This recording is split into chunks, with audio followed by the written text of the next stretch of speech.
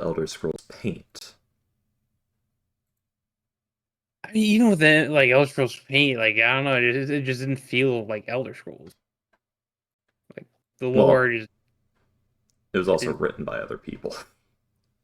There was no Yeah, Michael Kirkbride, or at least there was very little Michael Kirkbride, who didn't do at least all the lore, but he did do all the best lore. He did the best part of the lore. yeah. I have very little hope for Elder Scrolls 6, but I hope I'm not gonna bother with it. It's not gonna happen. It's over. I'll wait and like I'll hold my opinions for when it's actually released. But I have very little hope. They've done so much bad at this point, even if it's good, it's not worth paying them. I mean, I'd wait till it goes like on sale, like cheap. But I I just skip it really. I'll give a game a shot if it's like cheap enough, even if I like widely like negative. If it's like something I want to see well, the conclusion of, I I'll wait reach for a it till it's like $10 or $15. I reach a point where I say the people who made this game don't deserve money. They should die. Like their company should die. Fair enough. It's over. They overstepped and then they kept stepping. Oh, they overstepped, stumbled, and they just can't keep falling. Yeah.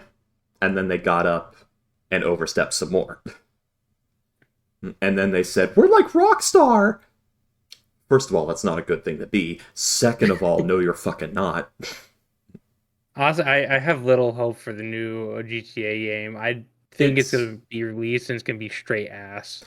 I think it's gonna be GTA 5 again, with probably a worse campaign. Yeah. But it's just gonna be more of the same, but it's gonna be finicky and more painful to deal with. I feel like they're gonna put like no effort into the main campaign, and all the effort that they're doing is for like the online aspect, I so they mean, can just keep like milking their fucking fan base.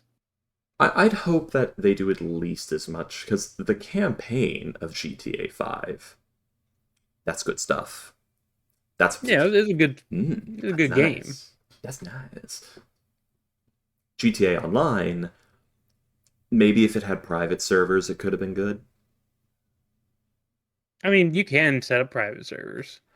Let's put it this way: if it had been exclusively peer to peer and balanced for there to be like, whoa, for there to be like 4 players, 4 to 10 players on the server at any given time, it would have been good. Let me put it this way: I don't just mean the option for private servers, I mean as if the game were built and balanced around peer to peer. So I have basically like a co-op option. Yes. Yeah, that'd be nice. Yeah. Because the current thing they're doing is a wretched hive of scum and villainy, and not in the fun way, in the nobody can get anything done way, because there's 4 jackasses that think they're the Joker, and just sort of ruin everyone's fun over and over and over again. And when people get wise to it, they turn on their hacks and make it even worse. Yeah, it's been years since I've played GTA Online, but I remember whenever I fucking dealt with like the high level people who just were being fucking Smurfs, just Yeah, shitting on everybody. I would just turn on like the passive thing, where like they can't kill you. I'm sitting there trying to have fun driving around in my tank, not even shooting anyone. I'm literally just off in a corner of the map eating paste. Some guy decides, "Oh, I'm gonna blow up that tank, jump out of my jet that I blew it up with, take out the scoped submachine, not submachine gun, subautomatic rifle, and shoot him in the head one time from 600 feet away, killing him, and then do that to him every single time he respawns, uh, and do it and shoot him in the head not only every time he respawns, but immediately after, before he can even orient himself. How do I know where he's spawning? Don't ask." Yeah, they're not the best with making sure there's no cheaters. Mm-hmm. Like, I was still rendering in and was dead. It was that level of shit. The camera was doing the pan in thing when you respawn, and I was already dead. This guy was shooting me, turning around, lining up the shot, while the camera with my character was still rendering in his new location, and was getting shot. Yeah, no, he's blatantly like aimbot fucking hacking. Mm-hmm. Yeah, that does ruin everyone's fun. And it's become ubiquitous. It's common. There's people that just, their whole fun is ruining everyone else's fun. It's why I had to quit Elden Ring PvP, because I was getting 20, 30, 40 different players, unique players, that did not play the game. They found a meta build online. They found a sequence of inputs you can put in with that meta build, and they repeated them on loop. Are you talking about like they used macros to just auto attack? No, they didn't need macros. What I'm saying is they had a single tactic that they did over and over and over again, and because Elden Ring is broken, that tactic always works. The hit detection. Yes, it's those guys with the dual straight sword veteran set Talon talisman, that jumping attack over and over and over again. That's one of them.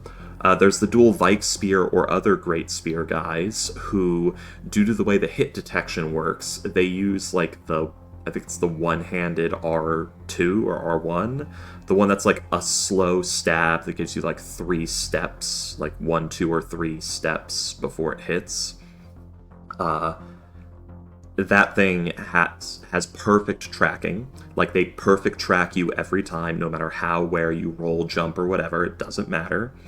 And they can interrupt their own animation with it, so they will always hit you out of your animation, no matter what it is, no matter how fast it is. You could be running the dual dagger or the Castus or whatever, it doesn't matter. They will hit you first, and they will perfect track you, and they will pull you out of your iframes while you roll, because it's a lingering hitbox. They will never miss, not even once, no matter what you do. I know this, and I say it with certainty, because I didn't encounter one of these guys. I didn't encounter 2 of these guys. I didn't fight 1 or 2 of these guys once. I didn't fight them twice. I encountered a dozen of these guys and fought them between 3 and 8 times each. Yeah, I turned off Elden Ring PvP. I was never a fan of PvP in those types of games. Here's the worst thing. I wasn't invading. Nor was I being invaded. This was in the fucking arena. In the place where there's no fucking rewards. Where it's literally just a place for dueling. Did they add a online arena mode in Elden Ring? Yes, there's 2 arenas. There's one in Caelid and there's one in Lingrave. Yeah, I never did that. But yeah, no, they can't be fucking trusted. So at this point, unless I plan to like get an onion router and then install a bunch of hacks on my Elden Ring and be ready to crash the PC of anyone who does that shit, I'm not gonna fucking bother. I don't fucking care anymore. I did wish that for Sekiro there was some sort of PvP, because in that game, I fucking love the combat. I get what you're saying, but God, no. It couldn't be peer-to-peer, because the desync would be fucking horrible. Yeah. They would have to have a dedicated server. Which isn't gonna happen with freaking FromSoft. I know, but it was such a good game. I'm sure there's a Sekiro combat clone that has PvP somewhere. I mean, the closest is maybe like Nadara Online, I think is what it's called. Maybe. But they use a shitty fucking rootkit anti-cheat. Not technically a rootkit, but it's a fucking anti-cheat that's always online and installs at fucking kernel level. Yeah, those ones where if it fucks up at all, you have to shut down your PC and restart because it's fucked up your kernel. And now Yeah. your operating system won't work until you unplug your PC and plug it back in. Which is why I don't install games like that. That's why didn't buy Helldivers 2, is because they have the same type of Did shit in they? it. I heard Yeah. that they got that off the PC, but I might be wrong. Interesting. No, they use fuck what it called. Which might be a Protect bit. Game Guard. That might be a bit excessive anti-cheat for Helldivers 2. It also. fucking is. Like, Yeah. the only thing it's there to protect is the fucking storefront. Yeah. Like Deep Rock Galactic. You don't need a kernel level for that. Yeah, and Deep Rock Galactic, basically the same fucking game. They don't have that level of anti-cheat. Lo and behold, there's almost no griefers on Deep Rock Galactic because of the kind of game it is. I think most of all they do is like sanity checks for like their servers. I think so. Just like, hey, how much did this player earn? Is this Yeah. possible? How much they earned in this amount of time for these missions? Yeah. No, okay, they're most likely cheating. Flag for review. If not, cool. Here's your cosmetics. I like sanity checks. Yeah, the other ones where wins meet, but they don't have enough servers like in the US or around the world because they're all in Singapore, and so the desync is fucking insane. I'd imagine so. When I was real deep into Souls PvP and Dark Souls 2, that was a big problem I'd have, because of course Japan thinks, the Americas, that's one server, right? That's all you need. No. No, No. it's not. You need servers everywhere. Does China need one server in, like, its east border and its west border, and that'll be fine? Or do you need multiple? Because the US is about as big. You're gonna want... And why? I don't mean just the US. I mean, they include South and Central America, all in the same fucking thing. Yeah, you need servers around the world. Yeah. If you're releasing like global online functions, you need servers around the world. Xenoverse 2 was bad about that as well, and I was really into the Xenoverse 2 PvP. I actually got like 3 tournament belts, which was nice. I'm the best Pan player in all of the Americas. I'm the best Mahjong player, I guess, in all of the Americas. Like, my Super Boo is apparently better than everyone else's. And I think I got a Time Breaker tournament, so I was, like, the best with Mira. Oh, so is that Dragon Ball? Is that Yes, Dragon Ball yes, fighting game? yes. Dragon Ball Xenoverse 2. And the tournaments are quite literally just open tournaments. Anyone can just walk in and do some matches, and when you win a match, you get some points. When you lose a match, you lose some points. Whoever has the most points at the end gets the belt. Nice. Yeah. I've never been a real big online fighter game type of person. It's interesting. It is a fighter game. Oddly enough, it has some Sekiro-isms to it. Like, you could play that game the way you play Sekiro and it would work. With what character? Like that? No, my brain's not grasping that. Like, due to the base mechanics of the game. You could, if you got really good at parrying, you could just parry everything the fucking enemy does. Yeah, there's perfect blocking in that game. Like, I can perfect block Vegeta's Big Bang attack with my eyes closed, because the moment I get that first block, I can just do the timing of it. And it hits multiple times. I know in like most fighting games, you still take damage though, even if you do perfect block. Nope. Non-Xenoverse 2. You take no damage, and the enemy loses a point of stamina. So... See, that's the only thing that I've hated about fighter games. Like, even if you're, like, I get if you're just blocking, you're gonna, like, reduce your stamina bar until you can't block anymore, but... You have to perfect block, which means you have to, like, time it. It's meant to discourage spam, because spam is a great way to get yourself killed. You have to place your strikes. You have to build up your energy. You have to... And this would have been the greatest game if they fixed a bunch of the little problems and a couple of shitty design decisions. And the servers. But, like, I really liked it. You had to you had to do setups. Like, you could not just Super Kamehameha. You could, anytime you want, press the button and activate it, but good luck hitting your opponent, good luck not getting perfect blocked, good luck not getting guard broken. You'd better set that shit up. You gotta do some combos, man. You gotta get creative. with Where Winds Meet, it's so close to being good PvP, but they're Mm-hmm. like, one, they need to get more servers so the desync isn't fucking horrible. Two, they really need to rebalance certain things because goddamn do I fucking hate fighting like fan users or not fan, but umbrella users and tanks, because tanks have this ability that they can just like activate and it auto perfect parries any attack. There was a move like that in Xenoverse 2. It was, I think, fighting pose A. It's Ginyu's fighting pose. And it lets you have automatic block. But it's just so bullshit. Yeah, well, the thing is, it doesn't last very long in Xenoverse 2, so all you do is you wait it out. And they can't do the perfect block while doing the pose. So in order to refresh the pose, they have to be vulnerable. I don't remember exactly like the refresh time for the ability, but I feel like it lasts for like 10 seconds. That's almost, I think, yeah, the Ginyu one lasts about that long too. It's just it makes the fight so fucking slow because they have to run around while they fucking wait out this ability. Mm-hmm. And then fan users, they just go and hide in the sky, and there's like very few abilities that knock them down. Oh, that's nice. Yeah, so you literally just have to sit there and block and parry and all their fucking attacks until they fucking come down. And then by the time they get down, they're down there for like 5 seconds before they're back in the sky. So that's bad game design when you create a mechanic that turns off the fight. Yeah, because both that's of pretty those much what it mechanics, is. yeah, both those mechanics turn the fight off. Like It's basically just easy mode. And the fix for this is not to take those abilities away, it's to add tools around them.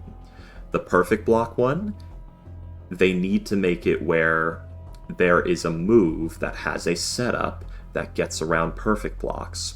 If the person who has the infinite perfect block is laying pressure, they can stop you from using that move. Like Xenoverse 2 does this with the guard breaks. The guard breaks are a hold, it's a charge up. It's like the Elden Ring charge your attack and release it bit. It's that, a fully charged R2. It's that deal. Imagine in Dark Souls, where if you did a fully charged R2, you could not be parried. It'd be like that. So yeah, your only option is to dodge. Exactly. So that would be a way, and by laying pressure, people who have the perfect block thing active would be able to use that. So basically, instead of the perfect block being it turns off enemy damage and is basically invulnerability, it forces the enemy to behave in a certain way that you can prepare for and use tactics to take advantage of. Now it's not turning combat off, and now it's changing combat. You gotta adapt. I just hope they do fix it, because it could be so good. It could be so fun. The flight one could be fixed with more ranged options, really. I would say if the flight one doesn't already have good maneuverability, give it better maneuverability, but make there be just more ranged options available to everyone in the game that can be used to shoot somebody who's like that down. See, the thing is, like, for the ranged, they don't have too much maneuverability. They're pretty like slow in the air, but they're really high up. Yeah. But there are a few abilities that let you like jump up and attack people that should knock them down, but it doesn't. Are there consumables in the game? There are consumables, yes. Add something like javelins or pistols with spray rounds in it. Done. Well, this is Wuxia, so I don't know if we're getting pistols. Ancient China, mythical China, they had guns. Yeah, Probably not a pistol specifically, probably something more like a hand cannon. So it basically a pepper box kind of deal where it's more a very long recharge time. Not even, or just limited ammo. Yeah, both would work. But the thing is, it doesn't do much damage. It just staggers, which would knock the fan user out of the sky. It's something that would be used to easily give you chip damage, basically, and make it have limited ammo, so like you can have like 5 shots for it before you need to go and recharge them. That's how you could do it.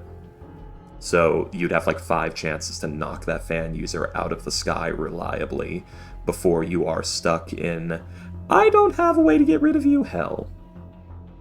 I mean, you do have a bow, but then you're just basically trading shot for shot with your bow versus their fucking Because when they're in the air, they can shoot down projectiles at you. And that's why I'm recommending the scattergun kind of deal, because the scattergun you can set up relatively quickly, and if they're shooting at you, they won't be able to get out of the way of it fast enough, and you balance the maneuverability around this idea. But if they're not shooting at you, they can.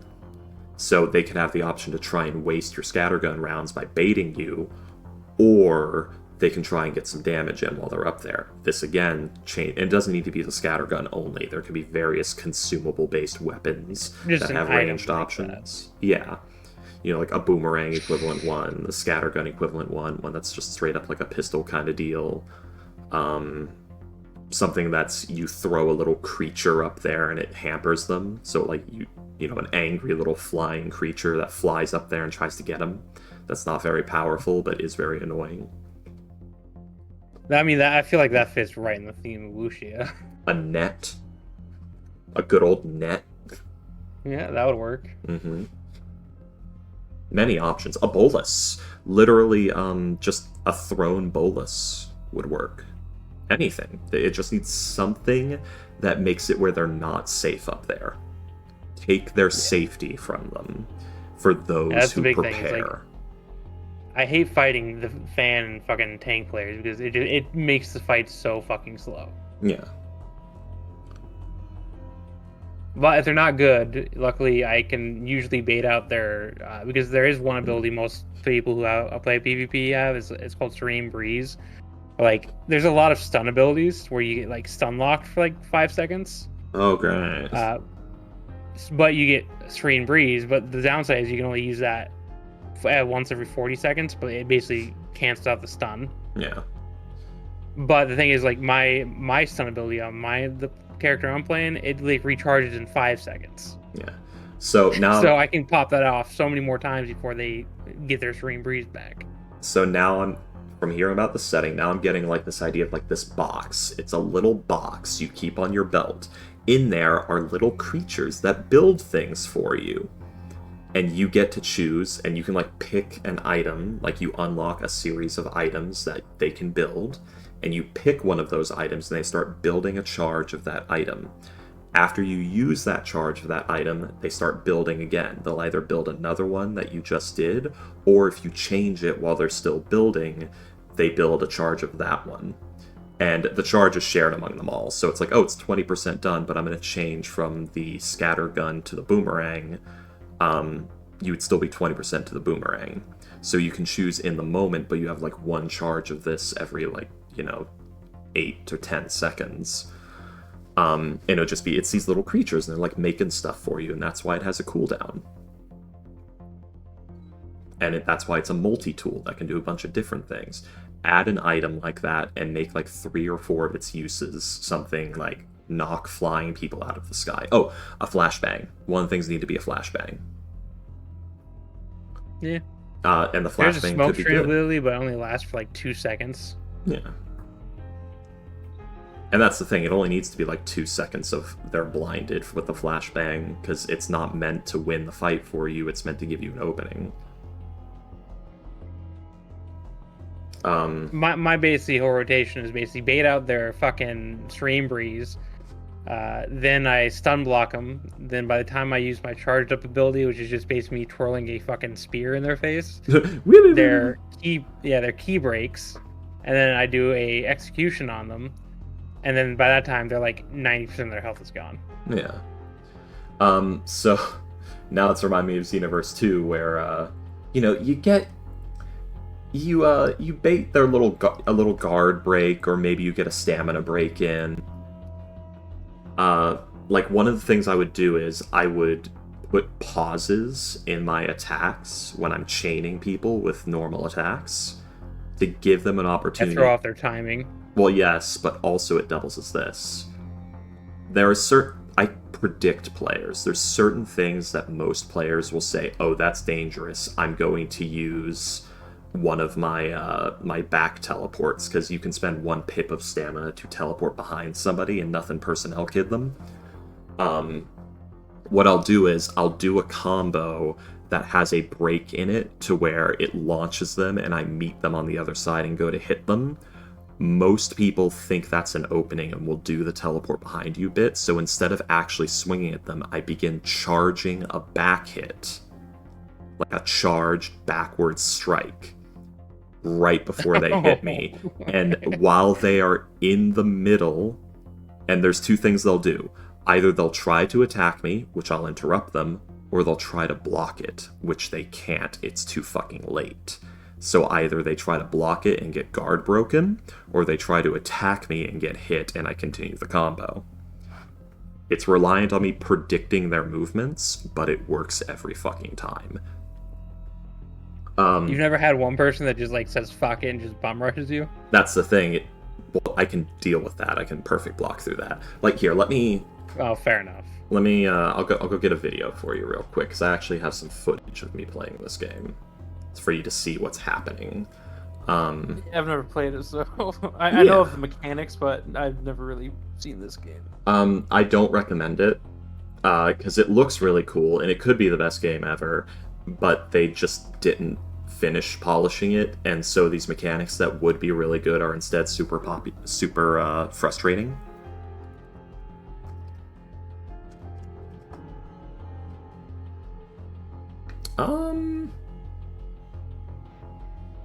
Trying to think of which one to send you.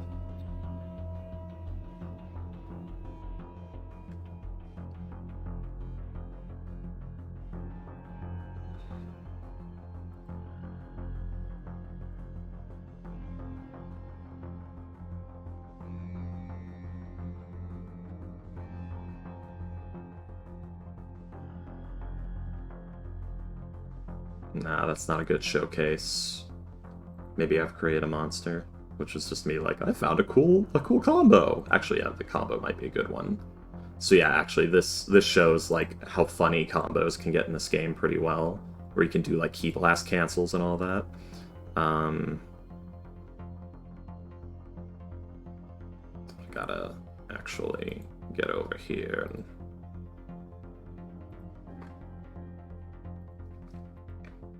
this.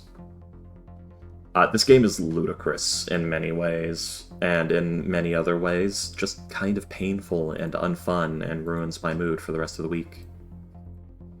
And Super Saiyan Blue Goku is a bar of goddamn soap. Like, he cheats.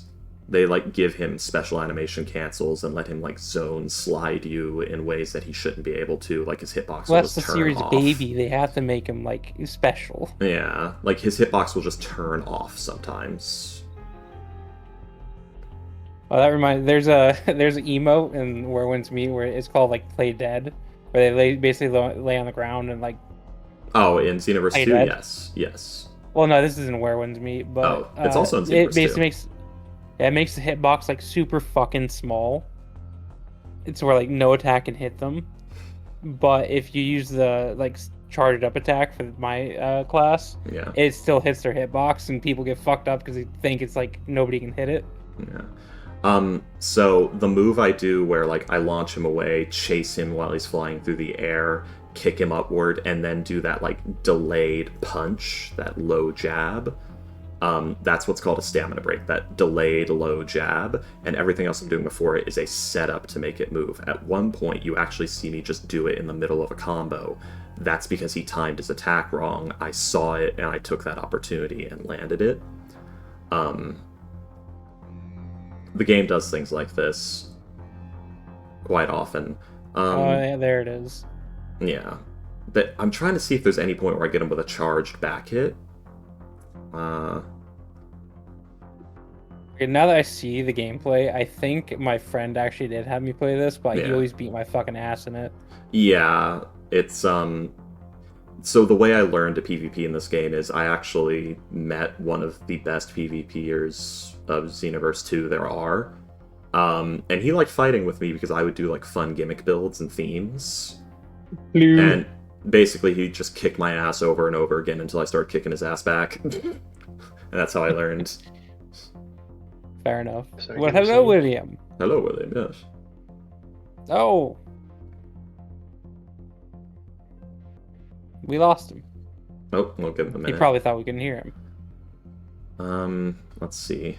I don't think I do a charged back hit at any point in this, sadly. So basically, those instances where I go to hit him and he teleports behind me, um, you see me do a normal back hit for most of those. But what you can do is you can do like a charged back hit where you actually charge it up and then hit them. And you can interrupt their attack with it. And if they guard, it will break them.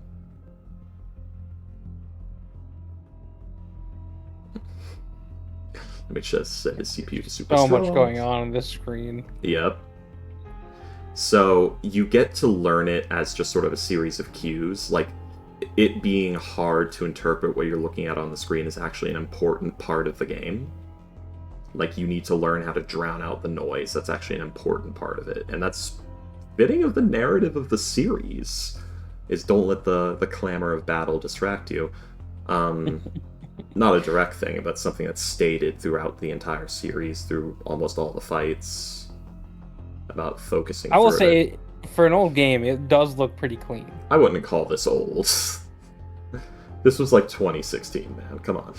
I mean, you uploaded this video 8 years ago, man. That's pretty Shush. old. That's not old.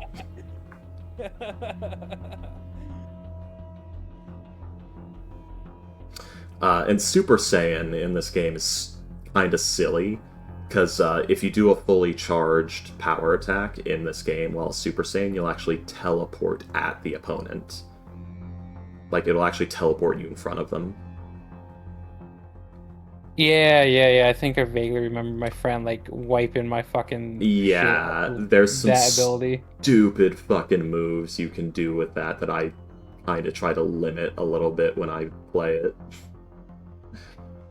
There's a game similar to this, but it's like set in the Naruto verse that my little brother fucking loves. Ninja Storm. Or not Yeah. Ninja Storm, Shinobi Warriors. Is Like, that what it's called? Yeah, and it's a 1-for-1, like, rip-off of Xenoverse. Like, down to the bones. Like, they were just trying to make Naruto Xenoverse to get more money. It's called Naruto Shippuden Ultimate Ninja Storm 4. Oh, so no, it's not Shinobi Warriors. Xenoverse 2 is more like Shinobi Warriors, because you make, like, a custom character and all that. Your own Naruto OC! Yeah, no, this one you pick characters from, like, the series. So no, that's just every Naruto fighter game has been like that. The one I was talking about was basically exactly what you're looking at on the screen right now. Yeah, I mean, there's that. What was that one that like mashed up fucking One Piece, Naruto, Bleach, and fucking Jump Warriors, which is Jump shit. Force, that one. Yeah. But yeah, what's funny is what you're looking at there is actually a super basic build concept. I've created a monster is a video about using exclusively fundamentals. Like, none of the actual, like, special moves you see him do are needed. That tactic can be done without them. So basically any character can pull off that? Any male Saiyan, because your character's race and gender decide your moveset. Male Saiyan, female human, and female Majin are easily the most powerful in the game. I don't know how I feel about that.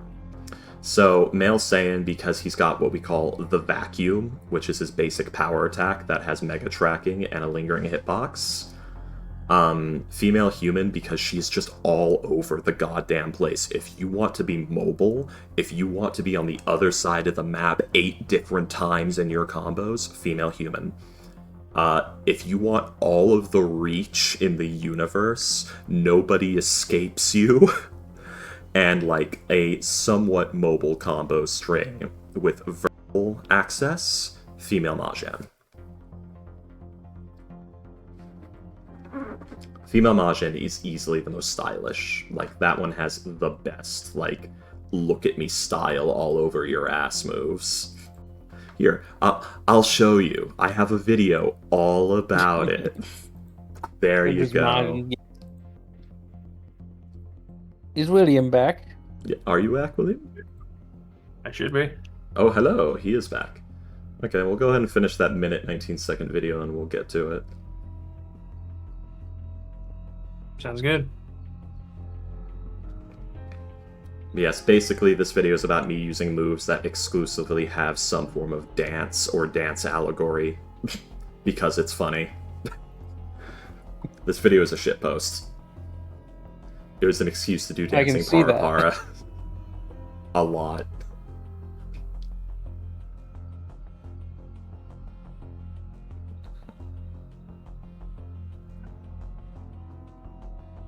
And what, the male Majin don't have the same movesets? No, they have a different moveset. Theirs has a lot of range, and it has like very wide hitboxes, which is good.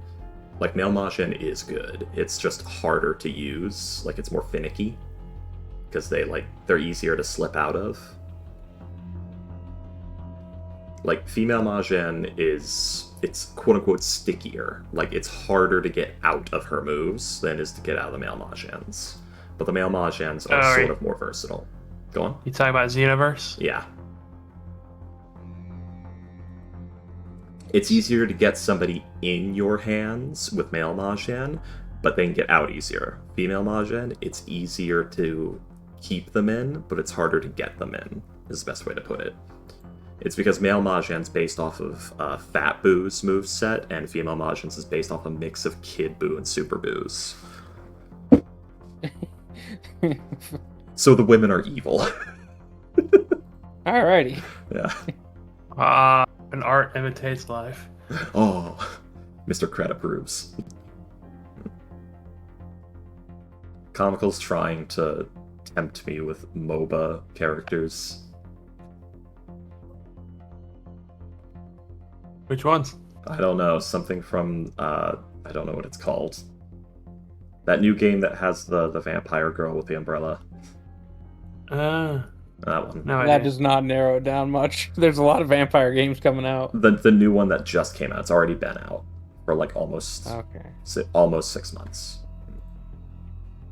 The Blood of the Dreamwalker? No. There's just one vampire girl in the game. It's otherwise some kind of like MOBA or something. Or no, I think it's a hero shooter. I'm sorry, it's not a MOBA. It's a hero shooter. There's a new one. Yeah. Deadlock. That's it. Oh, did that release? I think so. Comical's been posting a lot about it. No, Deadlock hasn't been released yet. Oh, I don't know. Her name is Mina. Yeah, that girl. I mean, if it is a hero shooter, maybe I'll try it, because I had a short time in Overwatch. You know, I was a good, like, May and Reaper split.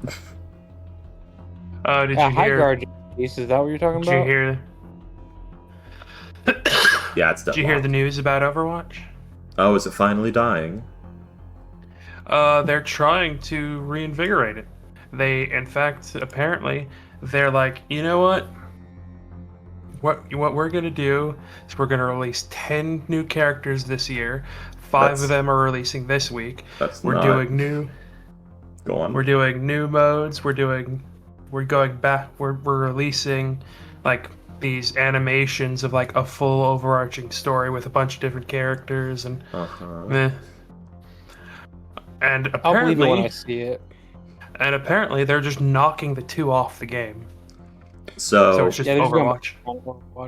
Okay, no, this is terrible news. So they are going to shatter any semblance of game balance it has and add a bunch of bloat and noise.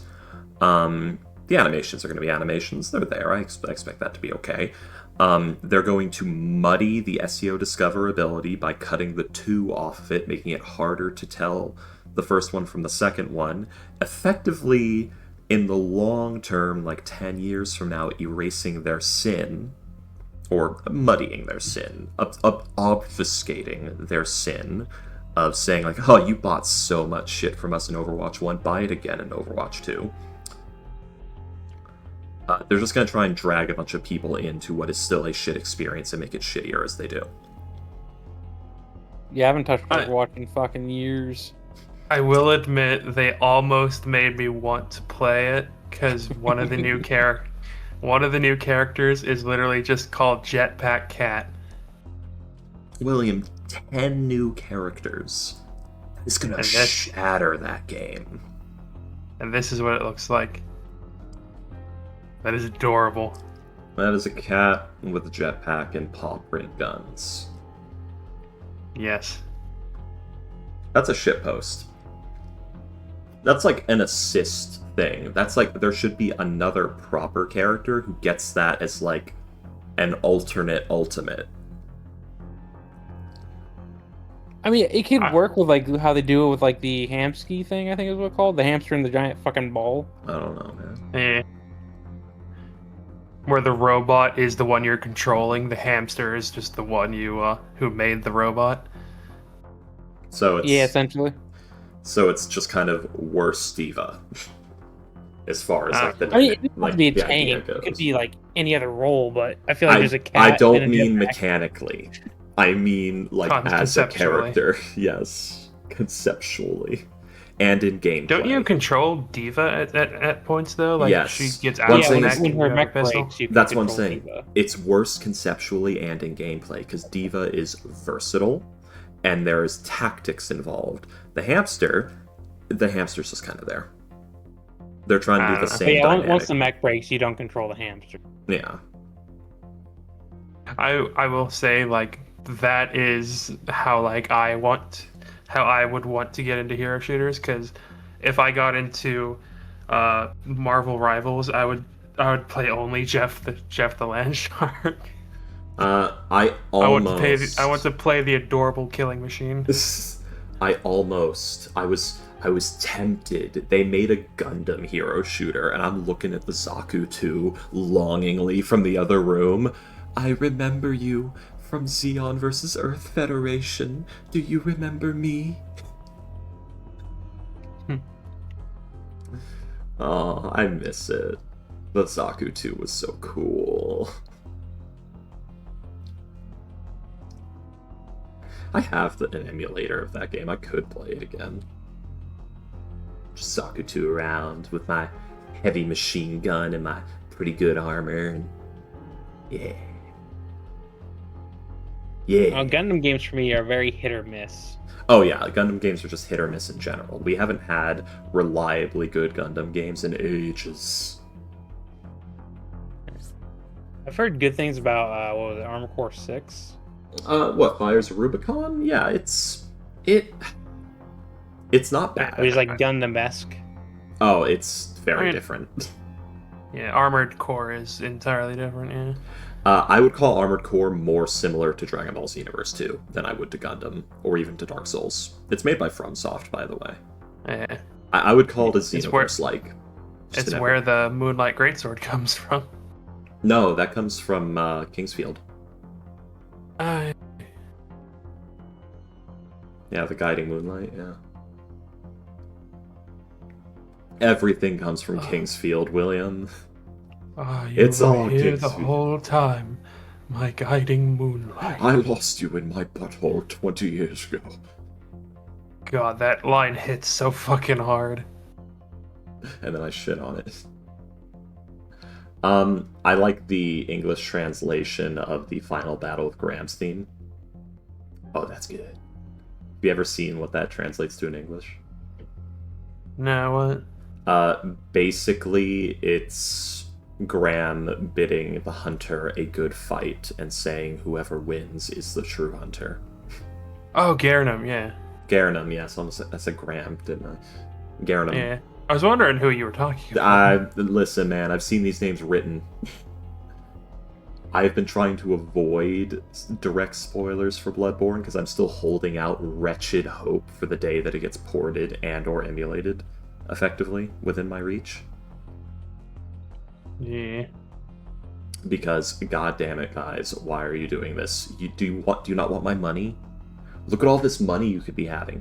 There is an entire mass, just group of frothing at the mouth psychos who would pay you. It could be yours. The thing is, though, they want live service games so they can continuously make money, not just a really good single-player game. Well, they don't even have to make a new good single-player game. They just have to port one over. And they don't even have to remaster it or anything. Literally, just give us Bloodborne as it was on the PlayStation on PC, and we will take it. Some people will complain, and we will tell those people to shut their fucking mouths. Yeah, but they're never gonna do that. I know. So they're not getting my money. And also, To I be fair, cut them off like a diseased limb entirely. To be fair, there is like a lot of weird legalese with Bloodborne specifically. It's Sony, yeah. Yeah. Is that why- It's from Soft Sony, but I think there's also like a third party. Like I can't remember. I don't know. But, I mean, Sony's been releasing a lot of their games on PC lately. Yeah. Like, it's been taking like 3 to 5 years before it does come to PC, but it does come eventually. And it's been over 10 years since Bloodborne came out, if I'm not mistaken. Yeah, no, there's no reason why it shouldn't. They definitely should release it for PC. Yeah. It should have been released by now. If they were going to do it at all. So at this point, they're either like trying to bait us for some incredibly scummy thing in the future that will make me just say, no, fuck you, I'm never buying anything you make ever again. Or there's just something in the way, and we're never getting it. Yeah, I guess Hidetaka Miyazaki has like gone public as saying, I want to port it to PC. Of course he does. It's But a he's good just been- game, and he wants people to play it. It is fantastic. I trust that Miyazaki wants people to see his foot fetish shit. Don't worry. I don't think it's his fault. And I'm Wasn't, there. I'll watch it. I'll watch that kid try to bite my toes off in the boss battle before the boss battle of Renala. Was it Fine. Melania? Melania, yeah, wasn't she supposed to be like more barefoot? But somebody's like, hey, we gotta tone this down. She is entirely barefoot in her second phase. How can you I feel be like there's more feet barefoot? stuff. I don't fucking know. I mean, I there'd think- be more focus Wait. on her feet, but I don't think she has feet. she has one. I think they're made of the rye, aren't they? I think she has 1 foot. I think she's missing Yeah, one she's leg, but missing the other- at least one. I know that much. At least one is gone. Let's see, and she like hops on 1 foot when she does her spinny move, her annoying spinny move. That fucking thing fucked me up for the longest No, time. both are gone. waterfowl dance. Both of her feet are gone.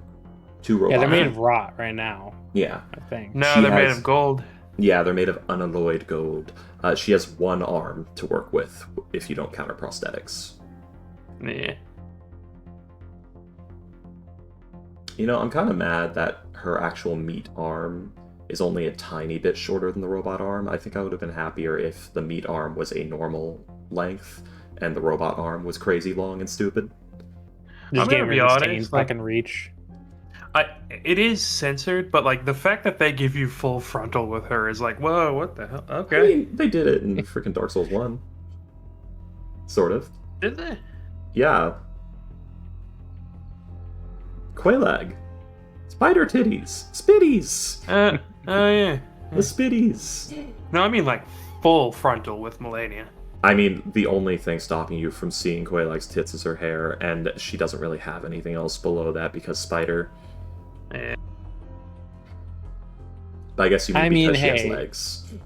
They gotta hit the monster fucker demographic, man. They do. They do. Here, no.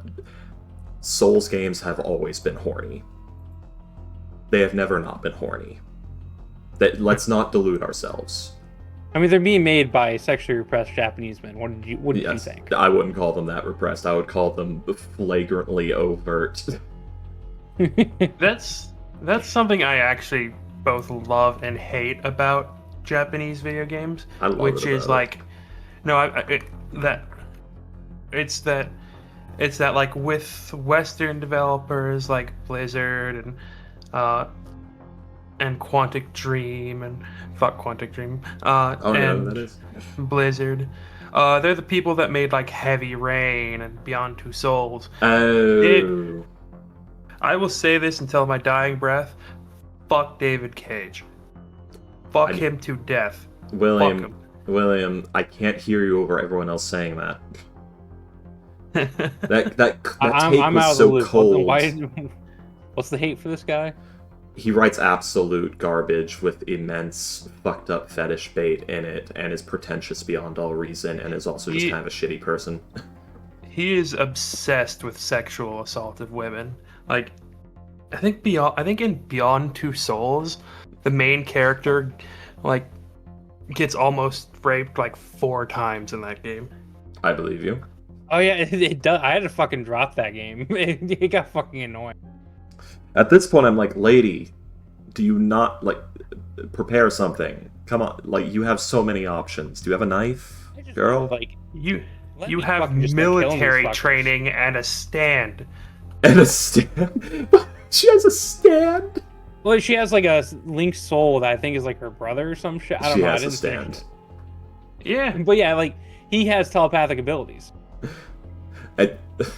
Is this like that shit that I'm really mad at in Baldur's Gate 3 and Divinity Original Sin 2, where it's like Asterian's holding the knife to me and Shadowheart's just standing there, eating paste? Kinda. Shadowheart, I know you have the command spell. I saw it. I prepared it myself. What are you doing standing there? With a word, you could help me. Yeah, a lot of time it's just like a cutscene where you don't get to do anything, and then it finally puts you in the entity's like player, like you can control it. Yeah. But there is a cutscene that you're just forced to watch. Yeah, so it's Divinity Original Sin 2 then with the witch. Yeah, And slain. I will say the most flagrant example of that is Heavy Rain, Madison's assault in her apartment. Uh-huh. Is that the scene It's where like- she's like in the shower and then she like leaves? and Yes, she, it is. like, It is attacks? it is a scene. It is her first introduction One to the of the game. many shower You scenes. Yeah, it is her first introduction to in the game. You can shower. You can have her use the bathroom, and you like she is like at late at night she is assaulted in her apartment, and like it's this long like 5-minute scene of her running from a guy trying to grab her, and like 5 depending on how minutes. you do, Military depending on how you. training. No, this is a different game. Oh, okay, go on. It is if depending on how you do, it is revealed that there is a second guy in the apartment, and he grabs her, and like they slit her throat, and it is revealed, oh, that was a dream sequence. It is never mentioned again. It is never brought up. He just needed was it. a- Why? David what Cage point- needed it. This is why I like Miyazaki. We just get like women with bare feet Yeah. and doll faces. But yeah, that is. I'm sorry. I like that about Japanese games, but I also hate it where in Japan with Japanese developers, it's one guy. He says, "This is how we're making the game. This is how we're designing the game. This is what we're doing. I want you to put this in, and this in." In like Western developers, like it's like, all right, we've got 5 guys to write the story. We got 3 people to direct cutscenes. We got like all these different. I'll There's too many gladly- cooks in the kitchen. I'll gladly take the Japanese one of those 2 options, please. Please give Oh, me a yeah. unified vision immediately. I don't care. Like, here's the thing. You'll know if the guy with the unified vision is a freakazoid and you can walk away lightning fast. The Western ones, it's fine. It's fine. It's fine. You got Fallout the Frontier at 8 hours in. Yeah, it is a joke of I'm playing Nier Automata and Detroit Become Human, and which one is the more subtle game? Is it the one where a black robot is leading a revolution, or is it the one with giant slappable asses? Robot titties. I need you to understand. Sex sells It's because not the it's first good. one. But yeah, The funny thing about Detroit Become Human is like the thing that everyone absolutely loves about that game is Hank and Connor's dynamic in well, it. yeah, because they're the buddy cops. It's a good thing and And a bad a lot of it is improvised by the 2 actors. Like Yeah. they did their like mocap and acting together, and like there's a lot of little moments where like at one point Connor says some really weird shit where Hank is like, "Are you fucking serious?" And Connor like winks at him, but that apparently wasn't in the script. Yeah. And I guess David Cage started yelling at him for it. He's like, "No, do it like the script. What is wrong with you?" Yeah. But it got through anyways, and everyone loved it. Yeah. It's Fuck David Cage. I like depravity in my media. I like when they write things that are just kind of gross and disturbing, because that's important. That can evoke so much emotion. That can make a narrative so interesting. That can make a character stand out and iconic. But you don't do it just to do it. You do it and you make it fit the aesthetic. You make it fit the themes. You make it work. You also, in my opinion, you can't overuse it, because then it just becomes misery porn, and it's fucking horrible. And also it depends on what it is, because for instance in Souls games, you can just put the feet in the doll-like girls all throughout the game. It's fine. It's actually fine. Because I'm willing to believe that's the beauty standard of the setting. That, like, it's just a common thing. That can blend easily. That's not even my thing. And I'm like, I understand how this could be here and it not hurt the setting. And I know why it's here. And it's more funny this way. So don't stop. You're adding delicious camp to this somewhat campy grimdark setting. Carry on.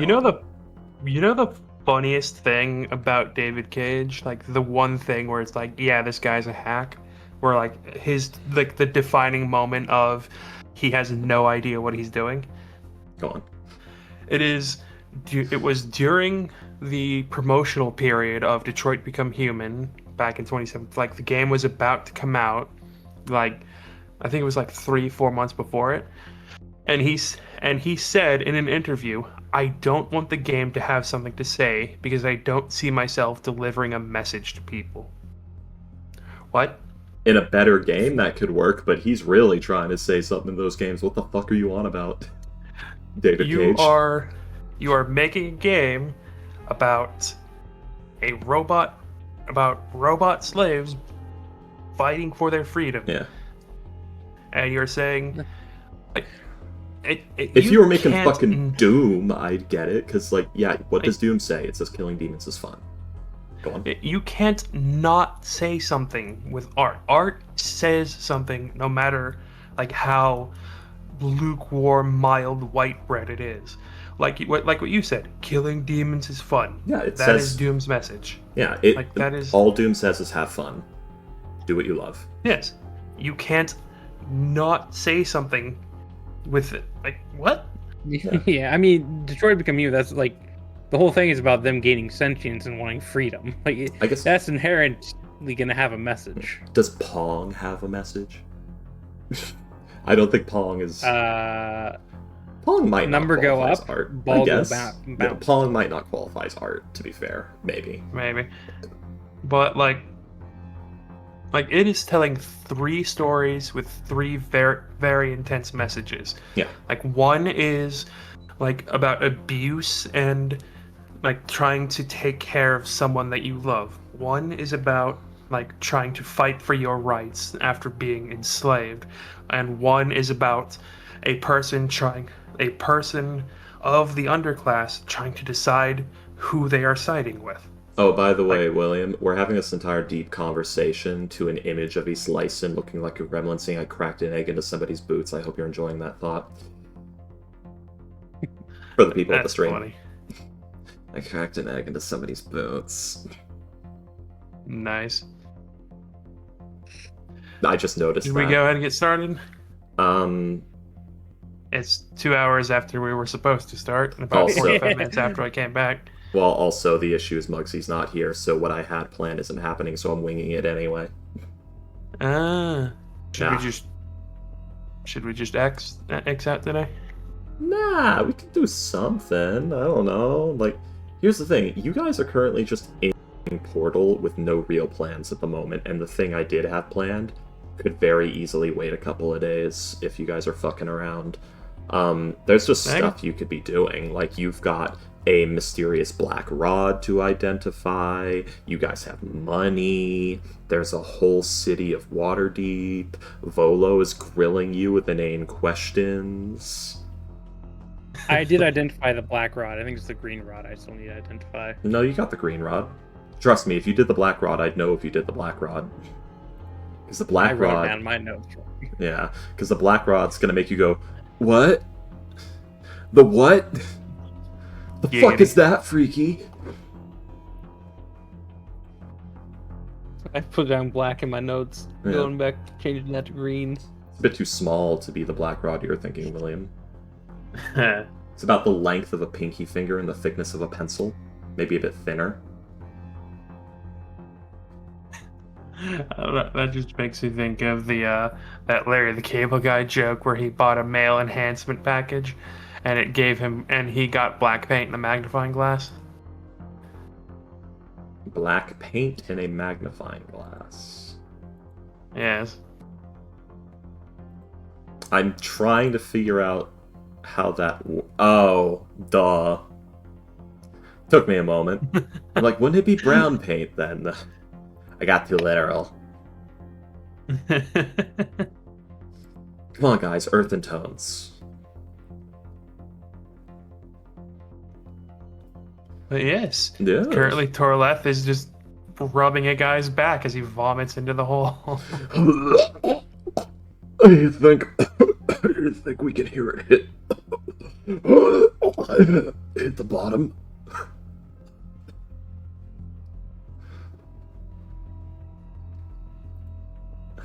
You're a nice lady. Thank you. You got very cold hands, though. I know. I'm not sure if you can hear the vomit noises. They're very realistic. I'm very A familiar. little bit, yeah. Yeah. You can. Good. So, please tell me, what did you learn about the Drow in their society? You were there for 16 years, and I need to know every single detail. Although, I'm not going to give you every single detail right here at the bar. I have many things I want to do. Perhaps you should ask them. You know? She's like dumping it on you guys. We were too. Gestures at Adverth. I didn't spend any time with the drow. What are you talking about? No, but you did spend... You traveled down to Undermountain, you had an adventure, and you went through a place and met some people. Please tell me what they were like. Well, some were very, very loose with their animations. Others not so much. Very loose with their what? Very loose with their animations. Wow. Oh yeah, speaking of which, man, on one hand, I'm disappointed you guys never checked out the back area of the Dark Dancer's Delights. Brothel. Yeah. On the other hand, I'm kind of glad.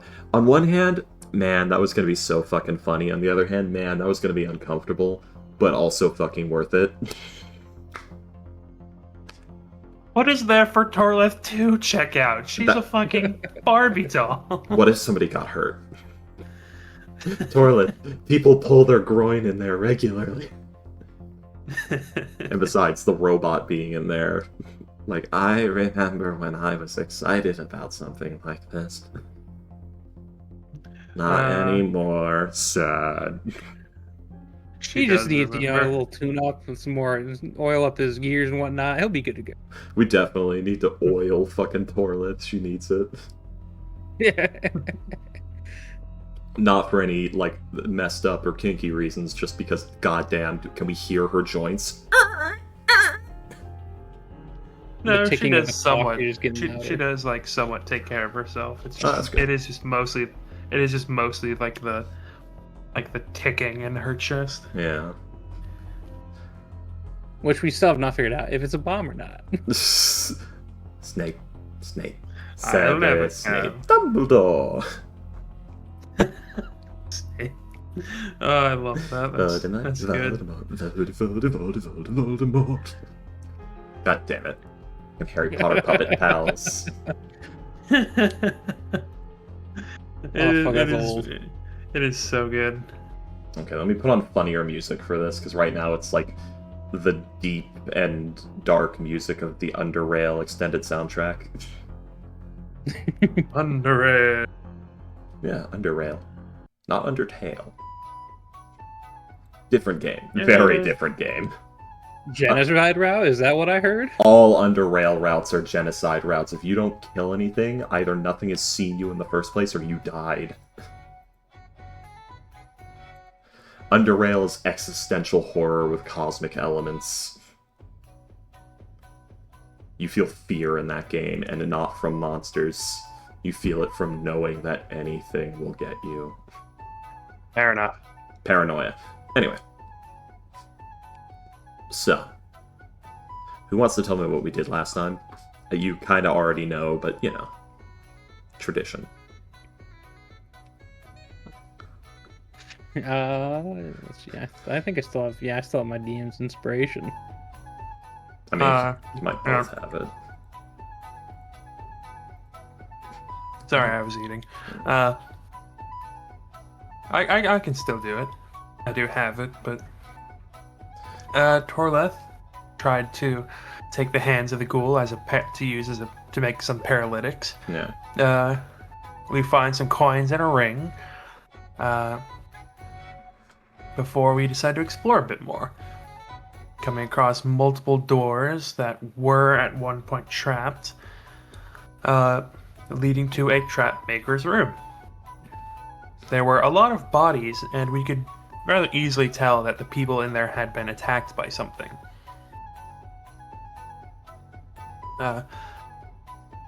Heading into another room, we realized that we probably should have seen other traps at this point.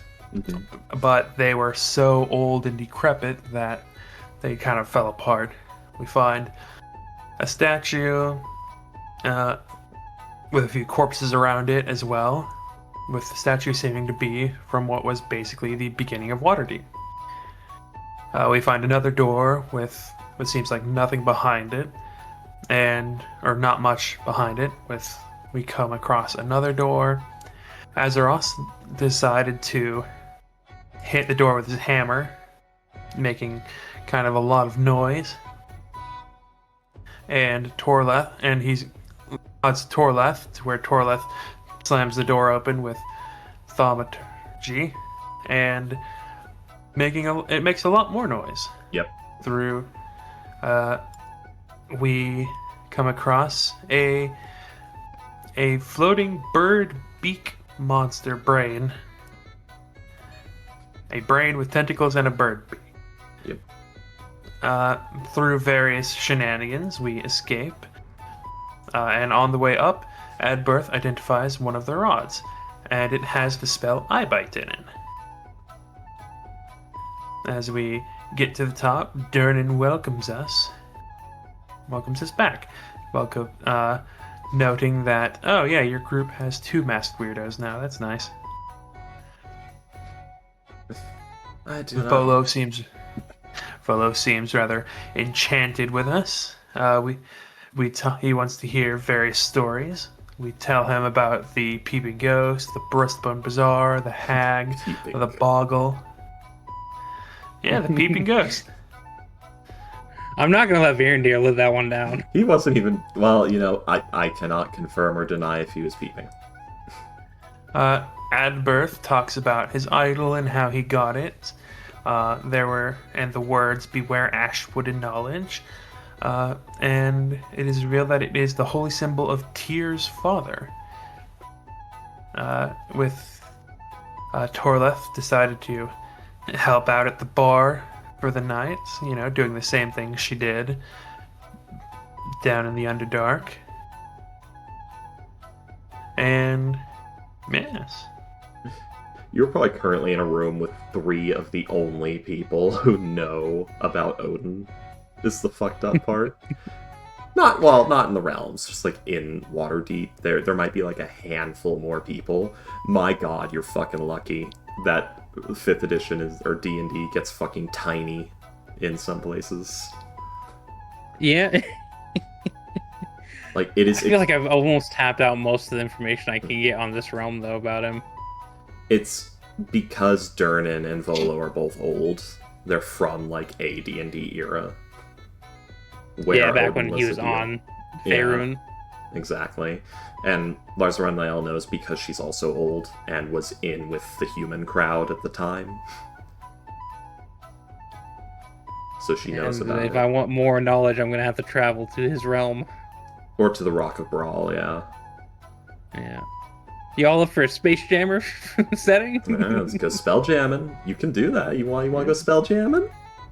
You can go We'll spell go hijack jamming. a fucking little spaceship and head into Yeah, the stars. that'll totally go well for you if you hijack one. Do you even know how to fly a spelljammer? No, but I'll drive it like I stole it because I did. Do you even know how to drive it? It doesn't have control don't think so. panels. Is it all psionic? Not quite. Yeah, I assume my character does not know how to fucking fly one of those. Probably not. That is quite funny. Yeah, I think the only person around who might know. I don't think she knows how to fly one. I think she's seen one flown before Lars Renlael. I think. I would have to like read into it and consider if there have been any like opportunities, but I don't. No, she probably would have seen it because she would have gone to the moon for a certain obvious reason that I'm not going to reveal right now. But she might have teleported there. She might have teleported, though. She wouldn't have bothered with the Spelljammer, so she's probably not done it. She's probably seen Spelljammers, but not been on one. We'll have to just get hired on as deckhands. We'll learn. Yeah. Last one of you commit mutiny. Yeah. I mean, you definitely could get it. So... Nah, none of you really know. But you probably could. Like, it's any other transport or caravan. You know, traders are constantly hiring adventurer types to act as guards and escorts. You would know that from your very first mission in this campaign. We're glorified guards and escorts when we were hired as them, yes. I mean, here's the thing. You guys did get attacked. And the road was dangerous. If you weren't a bunch of adventurers, you would be dead. Yeah. Yeah, Oh, commoners with their whopping, 3 or 4 HP? Yeah. So... It will never not be funny to me that technically in D&D, a cardboard cutout of a commoner is harder to kill than a regular commoner. Wouldn't it be a wooden cutout, specifically? I think it is, like, specifically a cardboard cutout. There's no cardboard. Where do they list cardboard? In, like, item durabilities. I think it is like considered paint, like not paint, paper. Because that's basically what cardboard is. It's just paper. Does paper have more than 4 HP? A cardboard cutout of a commoner would have 4 HP, but would have 11 AC. Where'd they source that? I need to know, like, where are they getting that data? Because there's nothing I know of that would point to that, unless they're considering, like, wood to be cardboard or paper. I believe it is from the DMG. Here it is, yes. Let me... It would be like, what? Environmental effects? Let's see. Boop. There we are. There you go. Cloth crystal. Cloth paper rope. 11 AC. And a medium item has 1d8 or 4 HP. Well, now I'm sitting here thinking, like, maybe it means, like, an actual length of rope, piece of paper, or bolt, or, like, bit of clothing. I don't know. It would have to be arbitrary based on, like, a specific measure of it. Because, like, paper, for instance. A sheet of paper, or a stack of paper of 4,000 sheets. Because 4,000 sheets of paper can stop a 50 cal round. Yeah, but a I piece don't of know. paper should not have an AC of 11. Yeah.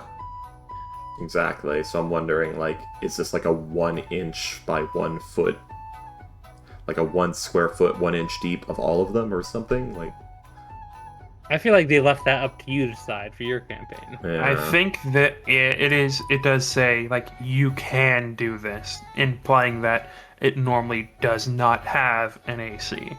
So I think it is like, oh, there's like 30 ropes stretched across this doorway, meaning you can't, like, you have to cut the ropes to like vines through a jungle. Yeah. Which 1 slash would do it. I'd just say, like, okay, you rolled a 14 and you rolled, like, 9 damage. You chop through 4 of the 12 ropes just immediately with that. Yeah. You cleave them. I would say, like, did you hit? Yes? Okay, I'm gonna have your damage carry through. You'll destroy as many ropes as you did damage.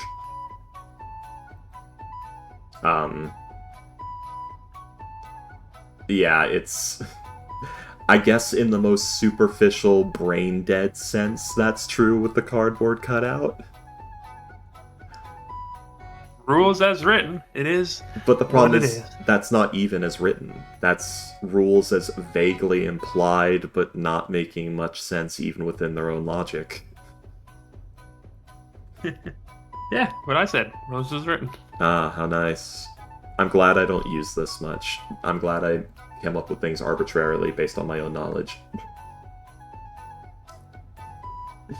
Which, knowing physics is useful for that. Hey, Adberth, you want to put a metal ball on a rope hanging from the roof, hold it to your chin, then let it go and stand still and see what happens? No. Why? Why would you be afraid? Roll me an intelligence check. Just straight intelligence? Why would you 14? be afraid? You have no reason to be afraid. It just does not sound like a good idea. Well, due to the way physics works, if you don't move, that ball can never touch you again. Unless atmosphere. more force is applied from Yeah. an outside source is applied. Yeah, so you would literally have to make the ball levitate on its arc with 0 friction and put it in a vacuum for it to touch you again, and even then it wouldn't hurt that much if you didn't move because it would just kind of tap you. I still don't like metal balls getting flung at my face, so What I'm if it was- good. What if it was at your balls? Even worse. Okay. But yeah, it's physics says you'll be safe. Well, I don't trust this physics. I don't know. Don't worry, Adberth. I'll force you to live that situation later when you're in a trapped pendulum room. I don't know that. Physics, I didn't know. I didn't study physics. I studied magic. Fuck you and physics. Ah, you're gonna wish you hadn't said that when you're dealing with the illusionists that can create pseudo-reality. Tell me, Adberth, what do you know about heat dispersion? Mommy. Nothing. I create Yes. a pinprick of absolute zero material. Bye! Flee! By the way, if you did that, it would immediately pull all of the heat surrounding it in and actually cause the air to pull in, condense as well, which would basically cause like a thunderclap and immense cold just instantly. It would also cause the air pressure to like drop suddenly, which could do terrible damage to your blood vessels and your skin and your eyes, your joints. I think your lungs Yeah, too, I'm good. and your colon. Oh, Sorry. how lovely. Yeah. Don't worry, guys. Just cast a fireball in the cramped room. It'll be fine. You're outside of the range. Nothing bad will happen. I will remind you why Melf's minute meteors exists in excruciating detail. I won't Gygax you. But yes. Yes. Yes, So, so- you guys are currently in the Yawning Portal. You are amongst the bar, the music. There's a dancer who is kind of drunk and not doing so well on the stage. You're not sure if she's even supposed to be up there.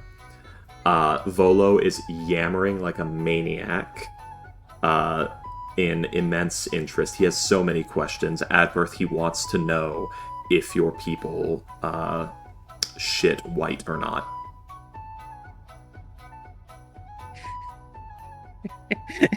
What the fuck? He got distracted. Do you have white bird shit or normal people shit? Fuck, I don't even know the answer to this question. This is you're an owl, so you'd probably actually have normal, closer to normal feces, I guess. I don't know what owl shit. I don't know if it's like normal bird shit or not. It's almost like But dung, then again- but it typically has like bones in it because they can't digest the bones, but they can digest everything else, and they eat like mice and shit whole. But Adberth doesn't eat like that, so I don't think it would be like bird shit. It was more. He is a fantasy race, so. Yeah. Well, I'm going off what owls- he eats. Owls' defecation is colloquially known as whitewash. Oh, okay, so they do shit white.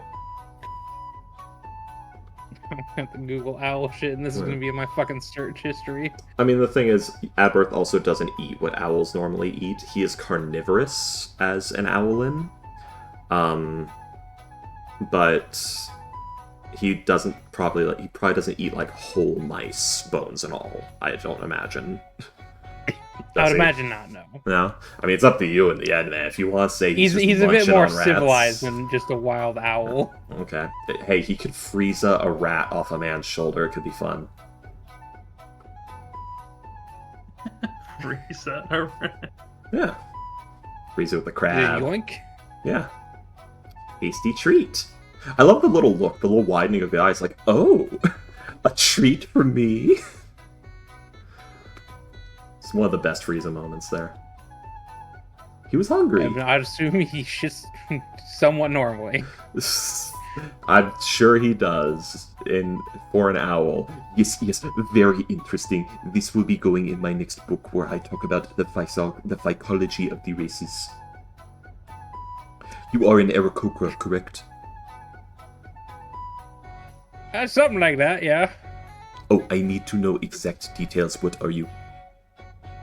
I don't quite know myself. He's gonna incite you. Give me a moment. Volo, where are you? Volo. In quotations, Volo. Now I know why Volo's in quotes. Well, one of the reasons why Volo's in quotes. Oh, I forgot an important tradition. Wait, where is he? He's not on the thing. Hello? Hello? Get in there. Is this... Oh, I'm looking at the wrong map. That's why. This is the wrong map, We're from the Yawning guys. Portal. We're in the wrong Yawning Portal. Oh.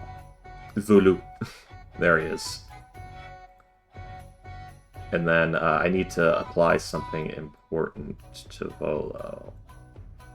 There we go. Important. Important. Tradition. Volo's always in Not quotes. quotes. Yeah, he's always in quotes. Volo. He always air quotes when he says his name. Important. That's just so extra. Yes, he's very extra. So, what would you like to do? If you just stay here and let Volo go on, he's going to question you for the better part of 3 days. He will pay for your meals, he will pay for your room. He'll pay for your drinks. Like, you will spend basically 10 hours a day at this place with Volo, chatting your ear off, asking you questions, writing shit down, if you do not stop him. Well, considering I still have the negative effects of the shadow, I need rest. You do need rest. So what would you like to do? How early is it technically in the day? It's... So, Larzornail woke up late, because of course she did. Yeah, So I it think we was- left for like around noon. Yeah, you did. It was like 12:40 something. So it's almost 3 o'clock. The sun will be setting in the next 2 hours or so.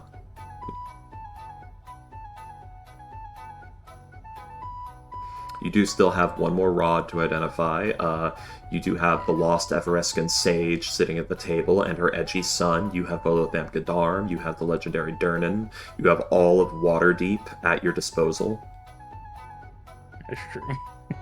And you have a funny robot woman. Who is currently consoling a drunk person. Yes, and Azeros is planking. He's planking while standing.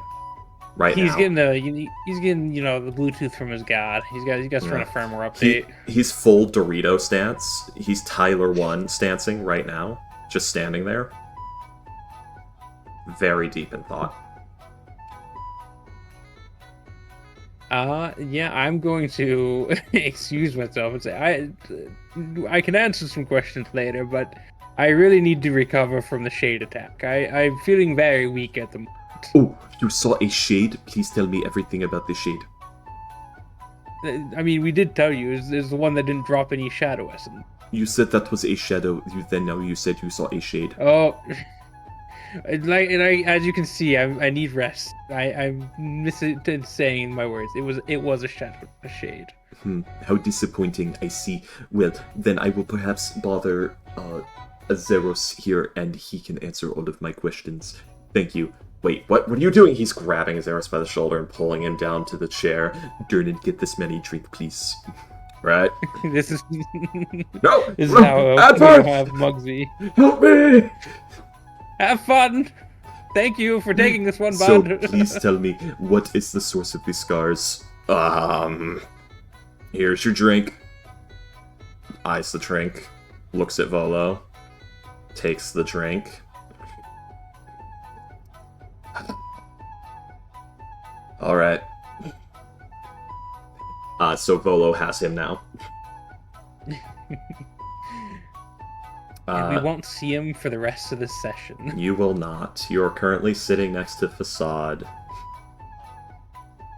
who is currently trying to, talk to this guy, but he's very drunk and can't keep the plot.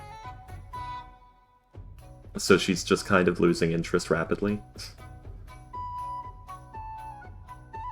Do I have something that can just make him sober?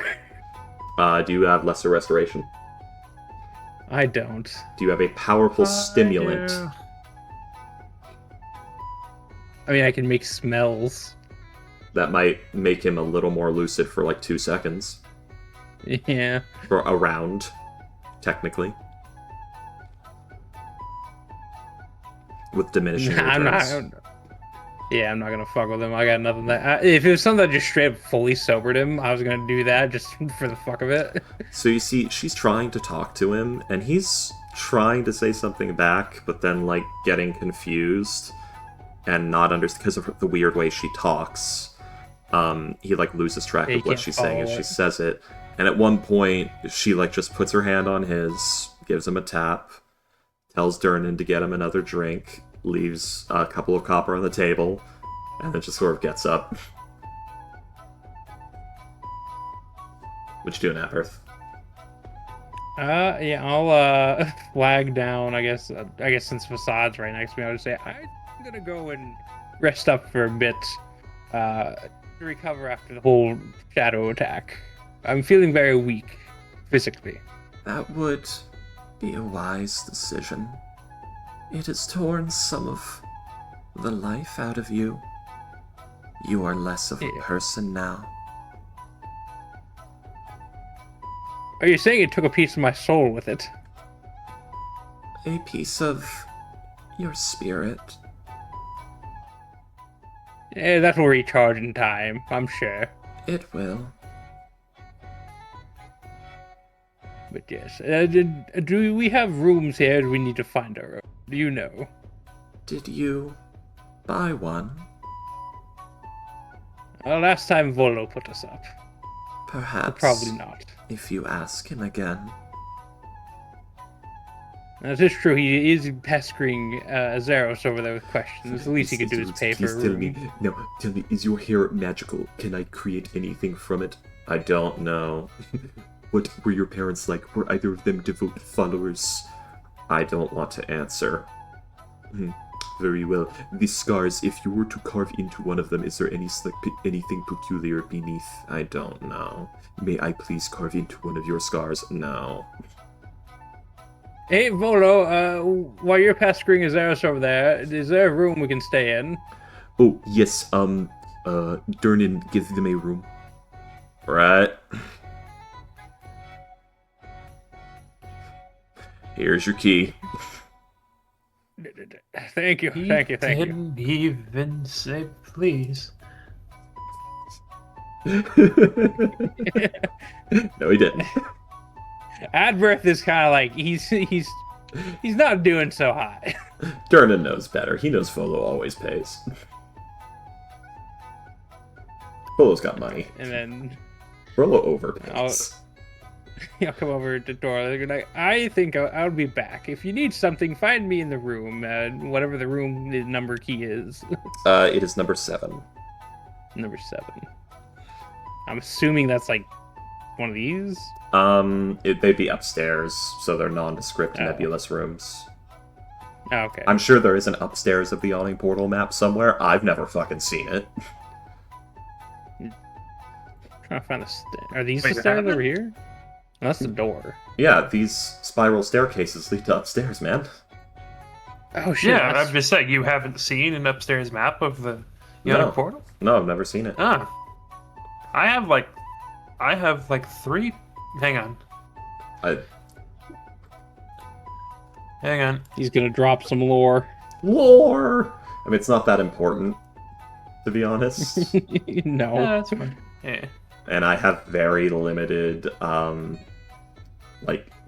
have very limited data to use on Roll20, so I need to use as few maps as possible. Because I was I'm gonna not drop premium. like I was just gonna drop like the 2nd and 3rd floor and the basement into this Oh. game. That's fun. 'Cause I can do that. That'd be good for a heist. I mean, it might be okay if you do that. I don't know. Wink. I don't know if that cuts from mine.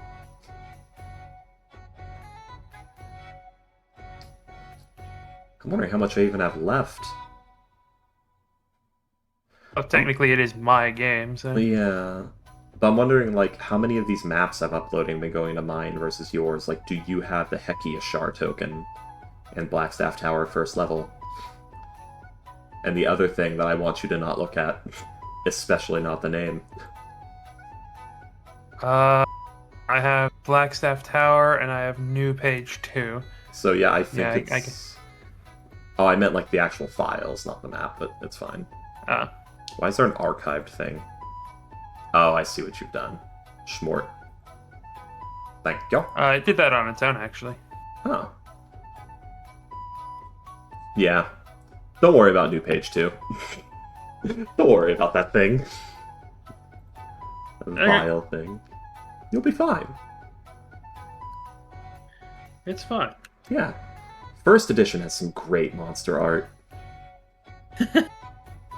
So, you guys have room number 7. I don't know if it has 7 rooms. I actually should probably look at those maps. I assume it does. I remember reading they have like 12. And I probably could Yeah, check, but I'm not going to right now. It's a very good number of rooms, and Yeah. I would imagine so. They get a ton of adventurers here that want to stay. So. You want to rest for the night, Adberth? Yeah, I'd probably identify the black rod too before I go to bed. Okay. So, you cast your Identify upon the black rod. It is revealed to be a big black penis now. Jeff, what are you doing in this setting? I assume you mean from My South cho- Park. Yeah. my chocolate salty balls. Sadly, I don't know South Park very well. Me and South Park have a tentative relationship of I've seen about 4 episodes in a movie. It's hit or miss depending on the episode. Yeah, I saw World's Biggest Crab. That was fun. That one made me that one made me smile. World's biggest crap. Yeah. God, they just go for Bono's throat in that one. I know he is the world's biggest crab. So, you identify the Black Rod. And your reaction to it is, huh? The what? It says... So because you're not familiar with any of these things, the names don't come up, there's no recognition. That same weird arcane power that appears to store a shape of the weave within a surrounding shape of the weave. So a spell within a spell is containing something that will create multiple constructs of something that have their own autonomy but do not leave the space. That's what you get. Own autonomy, but can't leave the space. Mm-hmm. Ominous. And there is a hostility to it. There, oh, that's lovely. Yeah. There was a hostility Did she to just Eyebite fucking as well. iron flask some fucking monsters in this rod? The Eyebite one also had a hostility to it. Oh. Because you have to remember, when you cast Identify, you don't hear a voice in your head that says, this one has the Eyebite spell in it. You get a series of information and relevant, like, tags, or not tags, relevant titles to that information. So basically, you don't get the Eyebite spell, you get everything you recognize about the Eyebite spell, including its name. All of your recognition of that comes up, as well as new information pertaining to the spell that you don't necessarily understand all of. It's just placed in terms that you could understand with the right context. It just gives you flat information, basically. You're reading a textbook without reading all the stuff around it. You're reading about, like, halide bonds, specifically. You've opened to a chemistry textbook randomly, basically. Yeah, I'm just skimming it. Just skimming the information. You're getting detailed information on a subject you're not entirely sure what it is. No context. I'll have to explore what that does later. Yes. Maybe Lars or Facade or Vandy will know. Yeah, they're downstairs. Speaking of which, what's Facade doing? She might actually go pick on Varandir have a little fun. Oh, what's this? I hear about a ghost. What is this that I hear about a peeping ghost? Yeah. I'm not entirely sure. They just began to go off about it after meeting me while reading. It is hard not to look. I know.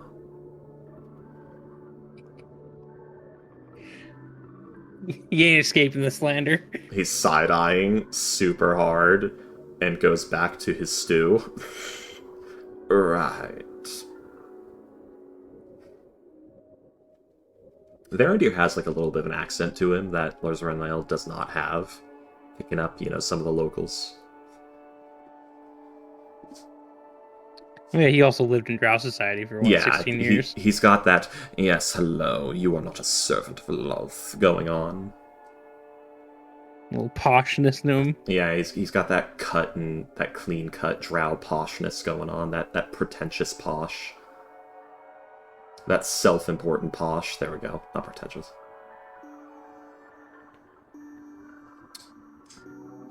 But yes, I'm gonna rest up so I can get my strength back. Okay. Torleth, are you doing anything? She's just going around, making sure no one falls in the pit, making sure no Yeah. one like strangles on their own vomit. She'll do this until probably the morning, in which case she'd go into the room like until daybreak, and then she'd go into the room and have her and just Blair Witch in the corner for a few I'm gonna hours wake up to get to her a long rest. terrifying sight. Yeah. So Yeah, you just wake up to her in a corner just staring at you. So, over your time, as it ticks from 3 to 4, and then to 5, the place gets swarmed. Around 4:30, it starts, and the place is just slammed until about 1 in the morning. There are a few hours of daylight left before any of this happens, because it was only just now 3 o'clock.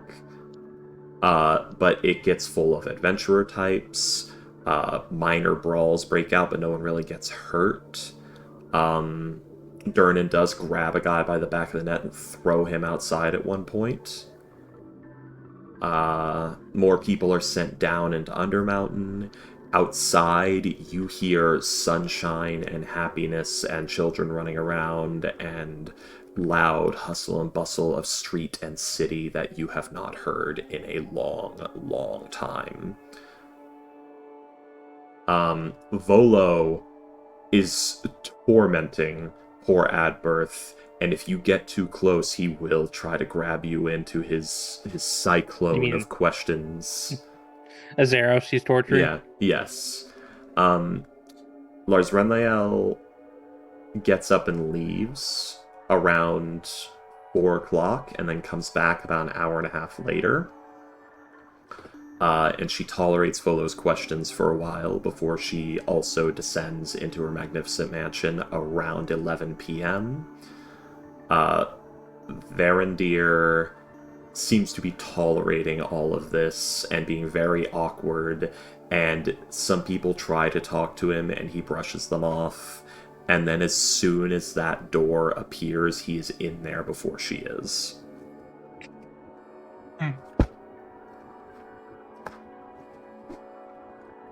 You didn't want the natural tavern experience. No. Everyone here could have a knife and be about to stab him. You can't trust people. Why am I completely surrounded? Horrifying. Yeah, dive bars are probably still a good mindset to keep that with, but not everywhere. Yeah, dive bars, totally! You ever see Drow have a ball? I've never been to a drow ball, no. I assure you, not everyone survives them. But yeah, Varandir's there, but Adberth, you go right to bed. Torlith, like I said, there's a few spats, nobody gets badly hurt, and the one guy that actually, gets too rowdy gets grabbed by the back of the neck by Durnan and thrown out of the front door. Volo orders 2 rounds of drink for everyone in the bar over the course of the night. So on 2 other occasions after the first one, he orders everyone in the bar a drink again. The entertainment for the night, you encounter a family of acrobats that have a name that pertains to water, but there's no water anywhere in the routine. And 2 of them are psionic, and they levitate the other family members, which is interesting. You encounter a man who has a large rectangular box-like apparatus with some writing on it that he goes inside of. It rumbles and shakes and then disappears in a flash of light, and then he walks out of it with various knickknacks and items, and people in the audience request him bring specific things. It starts benign and gets ludicrous, and at some point he brings back things that make no sense to you. And then at the end of his show, he goes back in, it disappears, and he doesn't return. Nobody knows who the fuck that guy was. Durnan did not hire him.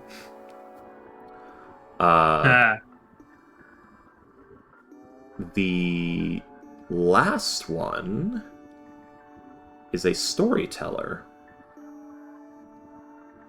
It is a man who is wearing a brass mask depicting the face of a devil. And he is in black robes, and he sets up a bench, and he sits there, and he tells a story of a man whose children would never behave.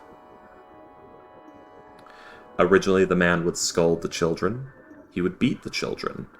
He would ground them. He would take things from them. None of it worked.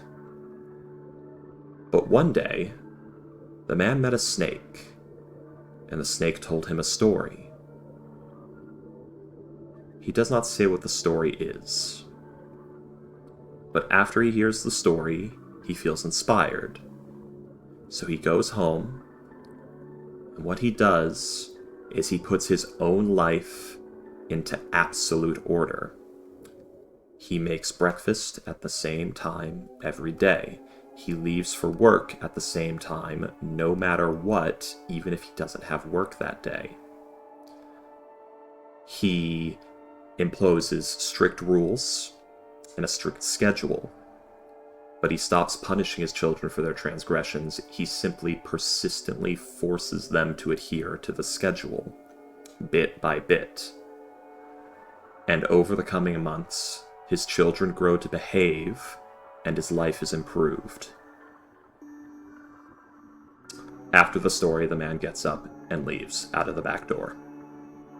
Durnan did hire that man. He did not know the story was going to be so boring. Volo tries to liven things up with a song at one point. He is an okay singer, and he has a wide repertoire.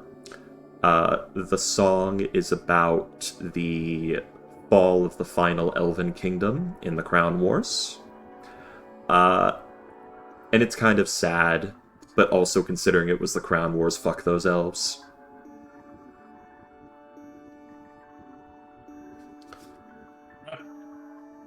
And the last one, the last entertainment is... By the way, I'm making these up as I go along. I have none of this written down. No, that's fair. The last one's violinist. You expect a sad, mournful song, but no, the whole bar is jumping. Those strings are singing beautifully, and it is so rambunctious.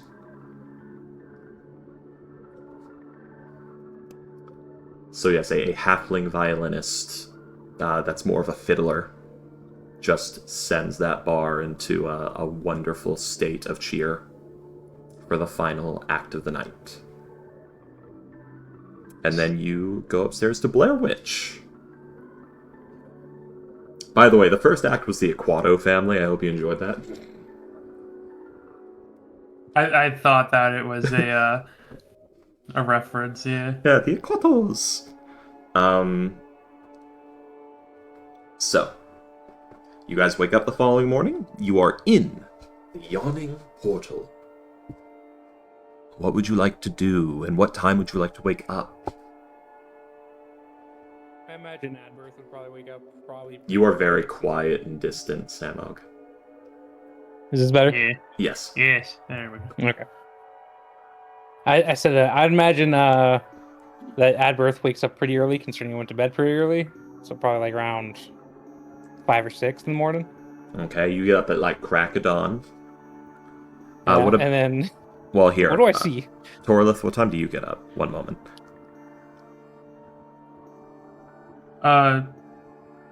She doesn't really get up. You know what I mean. Like, She goes into the room at like just before dawn, and then just kind of stands. Like she stays in the corner for 4 hours, just standing there. So you begin Blair Witching in your proper manner, just dissociating for a moment, not feeling, not thinking, just being.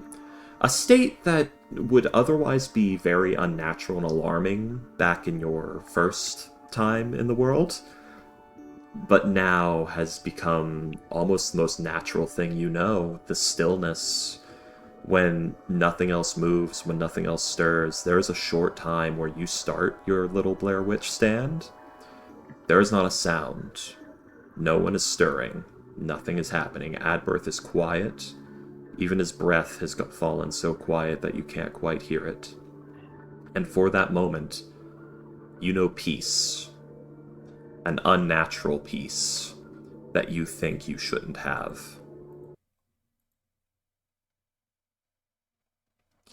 And then Adberth gets up. Carry on.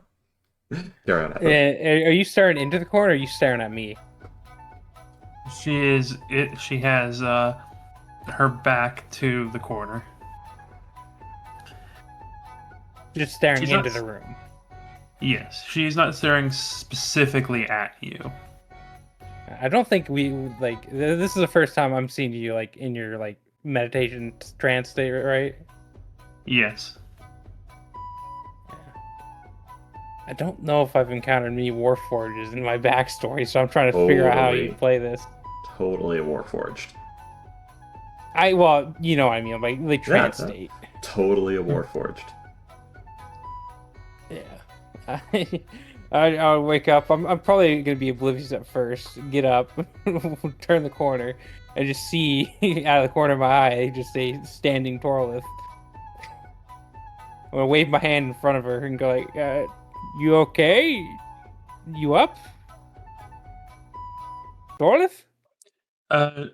She won't react at first, but she will kind of after like a second or two, just kind of jerk a little bit as 1 second.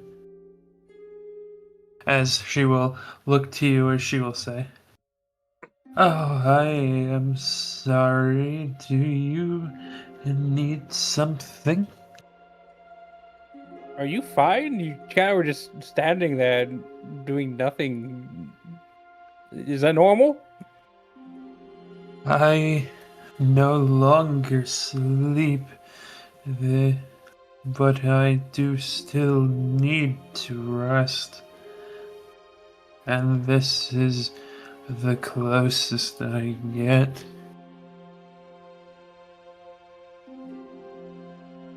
That can sound like it could come in handy, but also a bit maddening at times. You can't just shut it all off. I have learned to live with it. I did not have a choice.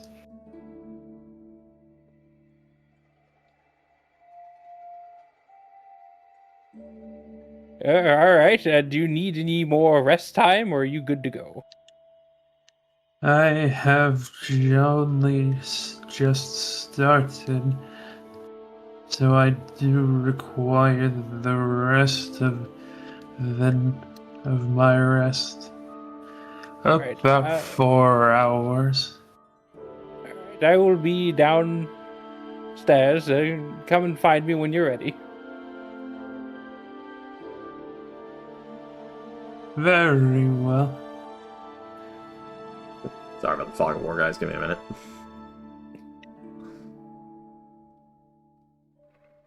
You No, just I mean- launch fucking, just spring on the fact that, oh, hey, I'm like this, but not by choice, right in the morning. That's Yeah. too much for hidden process. Yeah. It's completely normal to her that everything is fucked up and wrong.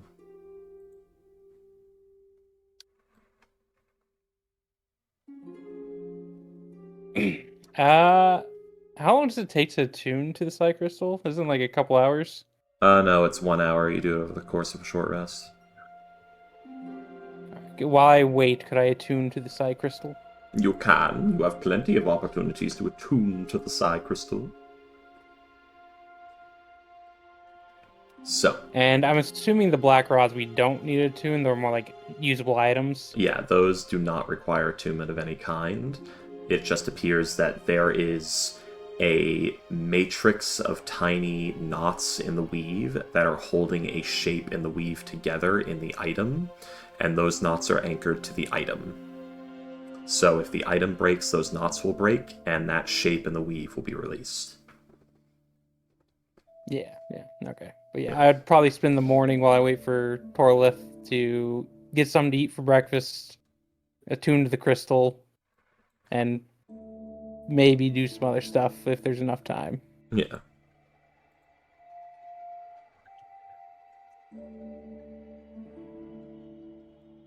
Let's see. Put you here temporarily to represent you being somewhere else. By the way, Varandir and Lars Marlea aren't outside. That's just where they put the door on that wall. Where the fuck did Facade go? Facade got up and so Torleth. Were you keeping an eye on Facade, Torleth? No, Like an active eye? Not specifically. I was more watching like the whole place.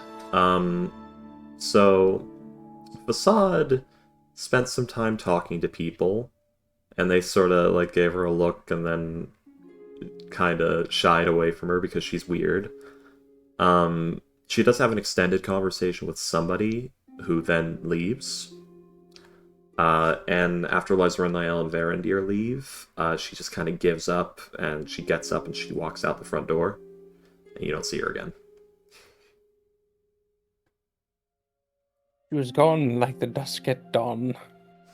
I mean, you don't see her again for the rest of the night, but yeah. You never see Facade again. That was it. The end.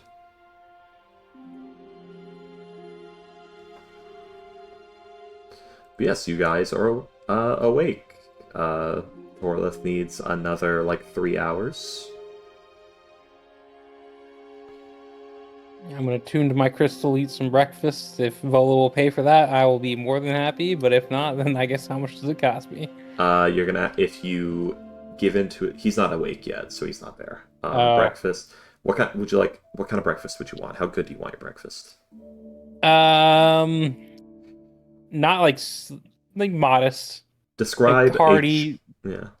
Like biscuits and gravy, sausage, stuff like that. Okay, so that'd be a comfortable breakfast. So yeah, give me comfortable. a moment.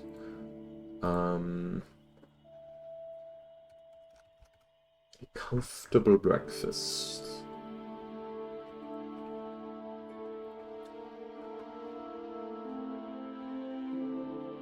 It's expenses for the day. Food and drink comfortable. That's for the. It's in stay. That's not what I'm looking for. It's per day. So that'll be about 2 silver pieces, I'll say. Alrighty. I'm not gonna piss off Durnan. I'm just gonna pay the 2. You dare piss off Durnan? I'll pay the 2. Eat my food. Tune to my crystal. To be fair, Durnan's not even here. It's somebody else. It's one of his workers. One of the barmaids. Yeah. Well, no, it's the guy. It's one moment. I need to find him. But go on, as you were saying. But yeah, just tune to the crystal. And then let's see. It's his cousin Nanrud. No. Silver Mane. Oh, for the rest of the time while I wait for him, or not him, but her, Torleth, I will probably start compiling my maps that I drew of the Underdark, or the Undermountain. Make sure I add any finishing details of the promenades. Annotate traps and monsters I found, and the margins. Roll me stuff like that. Intelligence check. Intelligence. There you are. 5. I mean, you're not sure what would be the most important. Carry on. I'm going to use my DM's inspiration for that. Okay, roll again. 14. You reckon the promenade was recently refounded? It's probably most important to map that area out. That's what I'll focus on then. Yeah. Just, that wouldn't be the most important.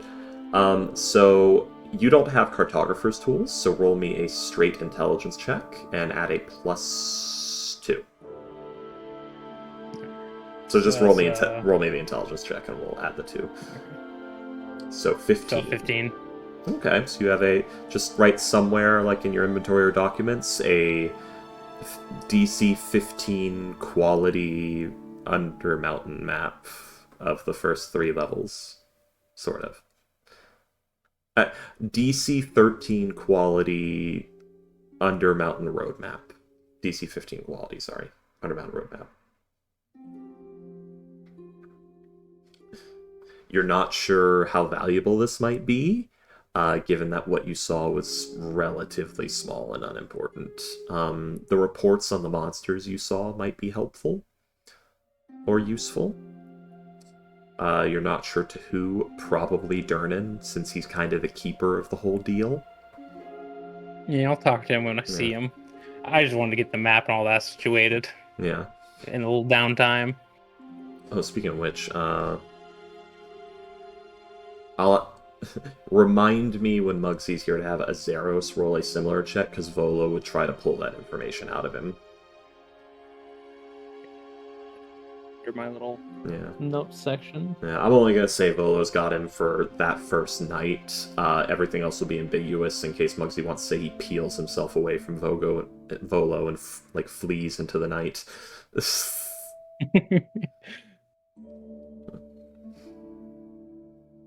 Gnaws his own leg off like a trapped coyote. Get me out of here, freedom! Where are you going? Why are you trying to run away from me? Why are you running? I am Volo Tempkidar. I am inevitable. I am inevitable. Do you not understand that I am inevitable? I am eternal. I should have my answers.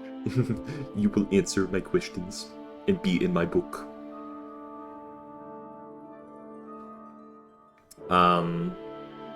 So okay. So do I get my strength restored? Yes. Is that full rest? As you long rest, your strength returns to you. You wake up in the morning feeling stiff and unhappy, but you are fine.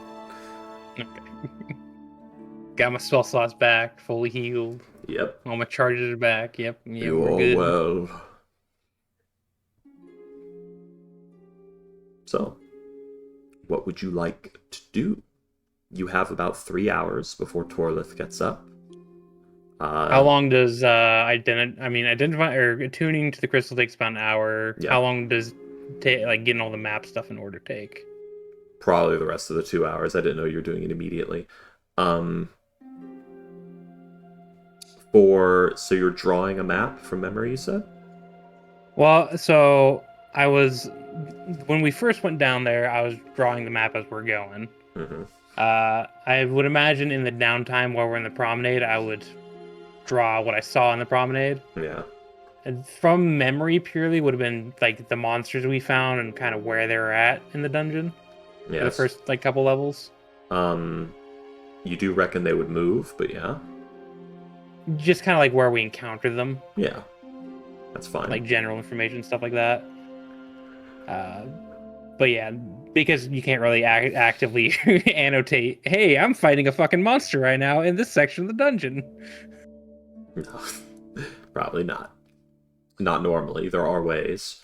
I will say, as you attune to the Psi Crystal, it is a rather strange process, as you sort of hold it in your hand and you stare at it for a long time and you focus on it.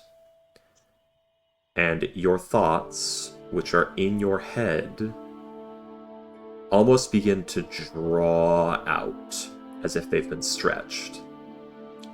It's more something you feel than you notice, because it doesn't really affect your internal monologue. It affects those twinges of information that you get unconsciously as you form thoughts. You feel those sort of stretch out as if they're bigger than they were before.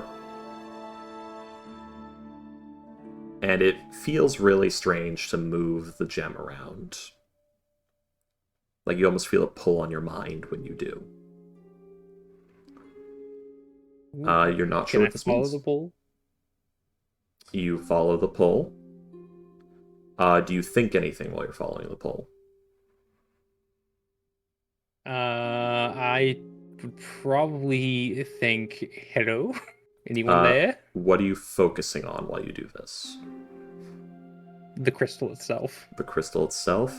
You hear that thought echo back at you.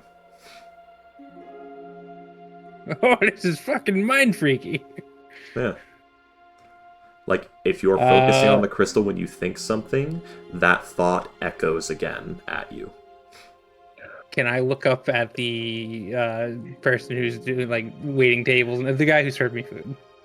The guy who served you food, well, the girl who served you food, there's a guy running the counter. Yeah, the guy running the counter, that's what I mean. Okay, the guy running the counter, his name is, I have to make a guy up, because Durnan does not stay awake 24 hours to run his fucking bar, I guarantee it. Yeah. Chuck Manson. What'd you say, Chuck Manson? Yeah. Chuck Manson? Yeah. I'll take it. Works. Probably a reference. Don't care. Honestly, it was just a thing that popped into my head. If it is a reference, I don't know. Chuck Manson. Name's Chuck. Chuck Manson. How can I help you? I'm just gonna focus on him while I got the crystal in my hand. I'm assuming it's glowing quite brightly as I'm doing this, or is it only when I think something to I think it's only if you make it glow. Let me check. Uh, Oh, I just closed the thing I shouldn't have closed. Oh well. Also, Dark 120 Souls... feet, bright light in a 15-foot radius, and dim light for an additional 15 feet. That's the okay. That's just. I need to read exact wording here. Give me a minute.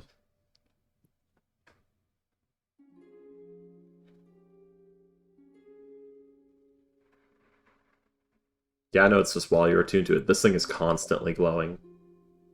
You have a fucking constant light source because I'm attuned to it. If You're just glowing pink. yeah, the crystal is. If you're just holding it out in the bar, Durnan will, or not Durnan, you are going to get eventually yelled at by Chuck saying, like, put that out, man. Come on. I mean, yeah, it's 120 feet of fucking bright light. Yeah, it's a bit just, oh, God, looking directly at that. That's a light bulb you're looking directly at there. That is a light bulb, actually, yeah. You are holding a light bulb, a lit light bulb, basically. So, wait, I just have to be attuned to use it. I don't have to have it on my, like, physically hold it? You will need to have it within 100 feet of you.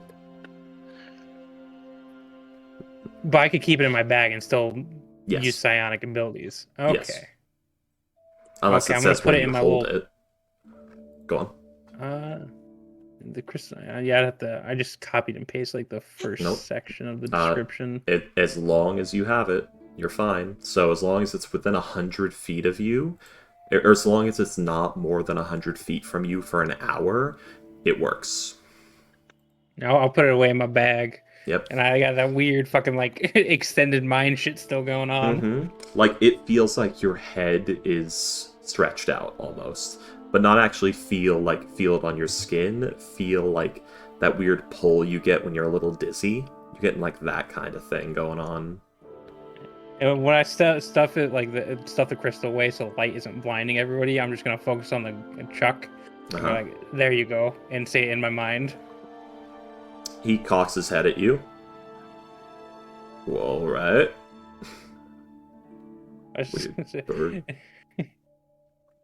Did he clock that I said it within his mind? He saw you not move your mouth, and he's like, how the fuck do you do that?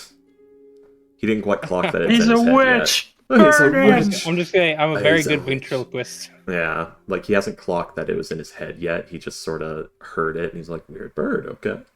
Didn't move his mouth, or his beak. Guess a bird can talk with his throat. Because that is how birds do. They don't have to move any lips. Actually, Adberth probably never moves his beak when he talks. He just kind of opens it. Yes. Yeah, it probably doesn't have to constantly be Flexibility. like flapping up and down. Yeah. So it's literally, he like that- opens his mouth and it's like, yes, I know. which is Maybe a bit if you like odd. it, the muscles twitch a bit, but that's probably about it. You would see it in his neck, because the way he would speak would be like it's all in his throat. So you'd speak from his throat, basically, not from his mouth. Now I don't even need to do that. Yeah. True. It also means, that's a fair point, Adberth's lips cannot be read. That's true. I can't mouth anything to anybody because I don't have lips. Yep. But I just got around that problem with Yeah. psionic. True, true. Hopefully this doesn't come back to bite you in some way. Was psionic illegal in Waterdeep? No, it's more along the lines of you now have the ability to directly open a line of communication between your mind and the mind of another, and until Within you 120 purposefully close that communication, that connection remains. So if you say open a line of communication with somebody who has 22 intelligence, that might hurt you. Don't worry. Oh my god, that is actually how birds talk. Yeah, with their throat. Like you do. parrots and Yeah. they don't have vocal cords. They have basically a music box in their throat that they just open their mouth and let it go. Yeah. Birds are cool. That is wild. Yeah. Birds are sick, bro. And they're the closest company we have in intelligence on this earth that we see regularly. I guess maybe dolphins or whales I would thought also be chimps similar. or dolphins would be like a bit smarter than birds, or certain birds. I mean, Depends. wild orangutans have been noted that they are in the tool age. Oh, that's They're neat. starting to use like spears and I think not bows. But Yeah, like they're spears using and sharpened hammers and sticks stuff. to like fish. That's cool. That's neat. Birds are They're evolving. Birds are also in the tool age, so Oh, yeah, a few of them can use tools. and also like vultures are stupidly smart. Like vultures are probably almost as smart as an adult person. Isn't the corvids are the smartest of the birds? Corvids are very, The very corvid smart. family? Corvids are very smart, but they're not too abnormal. The I think smartest there was a bird- case. I think there was a case where Yeah, corvids are the most smart. I think there was a case where a parrot got was actually used as a witness in like a court case because it was the like the gang's lookout. Like it was trained to Oh yeah. it was trained to like call out when it sees like anyone in a police uniform. Yeah, so Yeah, I mean, vultures they- are they have- incredibly intelligent. Go on. Yeah, most birds do have object permanence. Oh yeah, most dogs have object permanence. Object permanence is not that high of a bar. Most animals have. Yeah. It's only like some reptiles that don't have it really. Yeah, I still need to Insects. teach some crows to steal some money from me. You can. There are ways, yeah.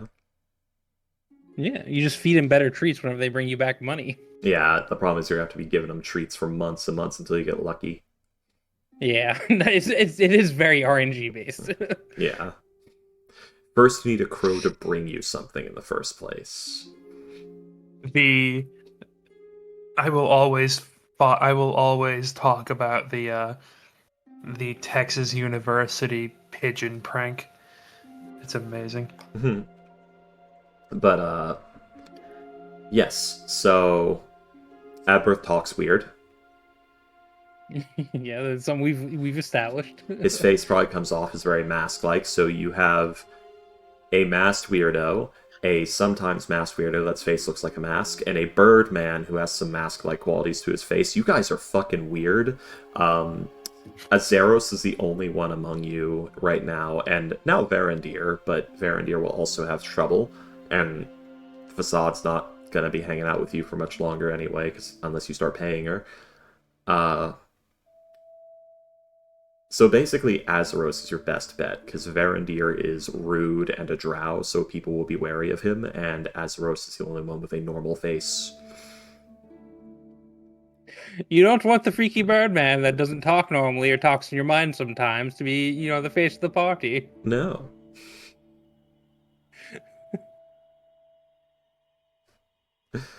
I mean, they got the... But Go on. I was just gonna say, for the remainder of the time, I'm probably gonna fuck with the psi crystal and just try and like figure out ways to open and close lines of communication so I can use it properly. Yeah. You pick it up pretty fast, especially when you realize, like, on focusing on a mind and trying, like, you focus on somebody that you're looking at and you try to talk to them in your head. Basically, it's will-based. Like, you go to actually speak to them, but you stop your throat from moving and it works. Is basically it. The intent to speak to them causes it to happen. So you actually are accidentally doing it for a while now, and people are like, why do I hear you twice? A So, devious thought just popped yeah. into my head. It's super easy to do, it's harder not to do. Okay. Well, before I stop fucking with the psi crystal and we move on with this, I'm gonna try and just talk to Varandir in his mind. Say, wakey, wakey! Varandir. Well, if you're there till like 1 p.m., let me check. I need to check something. I got up around 5, so attuning's 1 hour, so that's 6. Probably the map and getting all that stuff probably took another hour, so 7. So it's probably around 8 or 9, maybe 10, depending on how long it takes me to fuck with the crystal. He is not there. So I can't communicate him with when he's in the mansion. No, you can't see him. I thought it was just 120 feet of general area. No, but it has to be a creature you're aware of the location of. You focus on the idea of Varandir on the other side of that door, you get nothing. He is not on the same plane. Yeah, that's what I want to test on, is if it was just cut off from us. Yeah, you get nothing. Good to know, good to know. A little experiment completed. At 8 o'clock? Facade? No, not at 8. No facade. I assume she's a late sleeper as well. Maybe. How long do you hang out the yawning portal? I'm basically just waiting for Torlith to get up. So, Okay. Yeah, basically tuning, maps, fucking with a psi crystal, maybe a few experiments like I was just doing with knowing that they're in the little mansion. So, Torlith, you will eat my probably... breakfast. Go on. No, sorry, that's all. Torlith, you're probably going to come down to, him awkwardly staring at people and people going, what'd you say? I think, assuming you come down, right after you wake up. What are you doing? Yeah, she has no reason not to head down. She knows that there's a pretty decent temple to Ilmater in the city, so she wants to go check that out. Hospice of Saint Lauspin? Yes. She wants to offer her services and see if there's anything they can do to, assist her. Yes. So with the bullshit. The bullshit.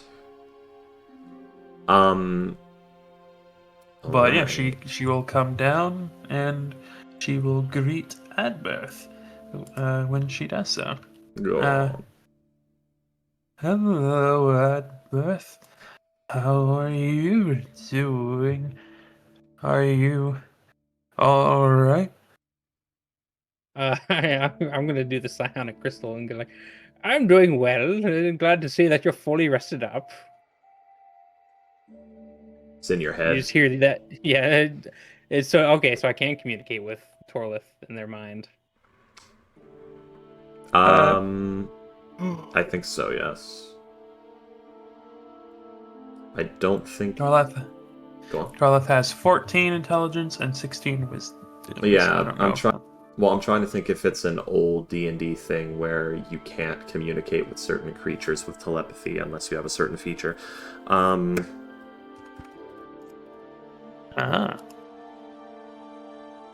I think not. 5th I will- edition's super simplified. I will note that Torleth is wearing her like heavy priest robes and Yeah. the mask again. Yep. Uh, You're all dressed up like Saltspire. but yes, she will take note of that, but she will not draw attention to it. As what was it that Adberth had said? I'm sorry. He just said, "Good to see you. Glad you got you're well rested." Yes, I am as uh, as nervous as I was to come back to the surface. I am looking forward to helping more people. I I was told there was a very beautiful temple here to Lord Ilmater. I'll drop the psionic stuff and just talk normally for this part. Yes, I'm sure we have plenty of time to visit that if you like, or if you want to go alone, that's fine as well. Do we know if Azeros is a follower of Ilmater yet? I know, like above game, he's talked about it, but I don't know in game if we know. I'm sorry, I didn't hear you. I was reading. Do we know? Like, do our characters know that Azeros is a follower of Ilmater? Torleth knows for sure. Yes, Torleth does know for sure. You roll I just me don't a know if he ever religion. talked to me about it. I don't know if he has either. Roll me a religion check. 15. He very obviously is a follower of Ilmater. It is painstakingly We just never obvious. never decided to bring it up. Like, it is painstakingly obvious he's an Aasimar of Ilmater. Yeah, I believe Zaros is also a follower of Ilmater. I don't know what he's going to be doing today. We may not see him at all, but maybe he can get dragged along, or he'll be doing his own little thing. Would you like to take Varendir with us, or do you want to leave him here with his mother? We did ask that we bring him with us, but I have heard your opinions on the gods, and I would not want to force you to go somewhere you don't want to. I have no problem with people worshiping the gods. I just don't think they're worthy of my worship. Would anything ever be worthy of your worship? I don't know. Possibly, but the right deal hasn't come along. The right deal? Basically, is it worth my while to basically give my soul to this being? Would that not be worship? In a sense, yes, but I haven't found one that's worthy of it. That I think what you mean is, rather, that would not be worship. That would simply be business, I guess. Business, you say? No, not yet. Soon. Possibly, yes, but I guess we'll cross that road when I die someday. I hope you don't end up in the wall. Yes, I'm trying to not have that happen as well, and I'm trying to explore a few avenues to prevent that.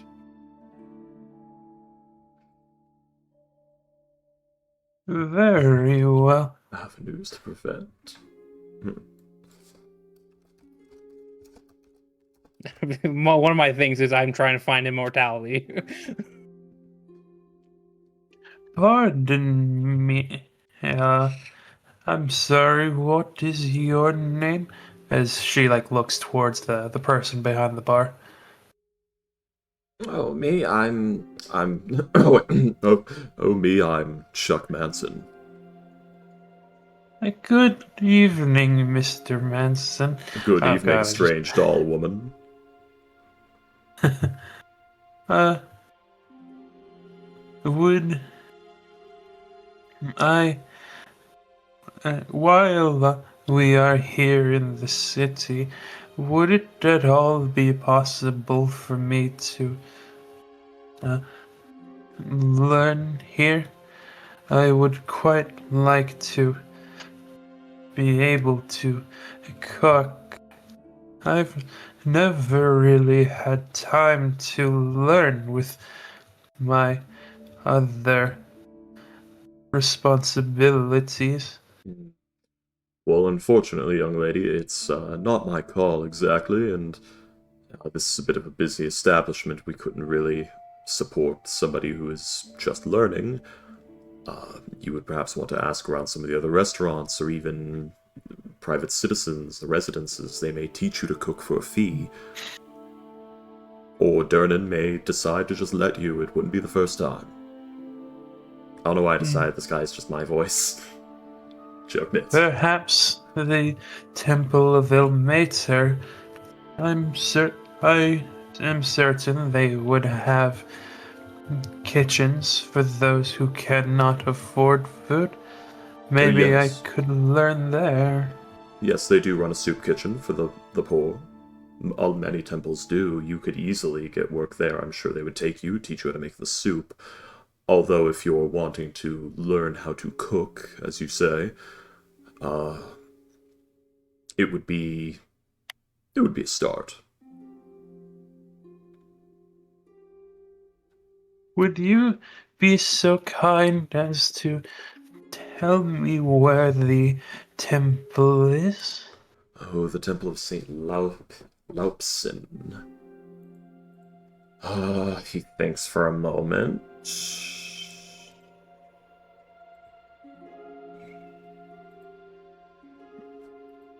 I have no earthly clue, unfortunately.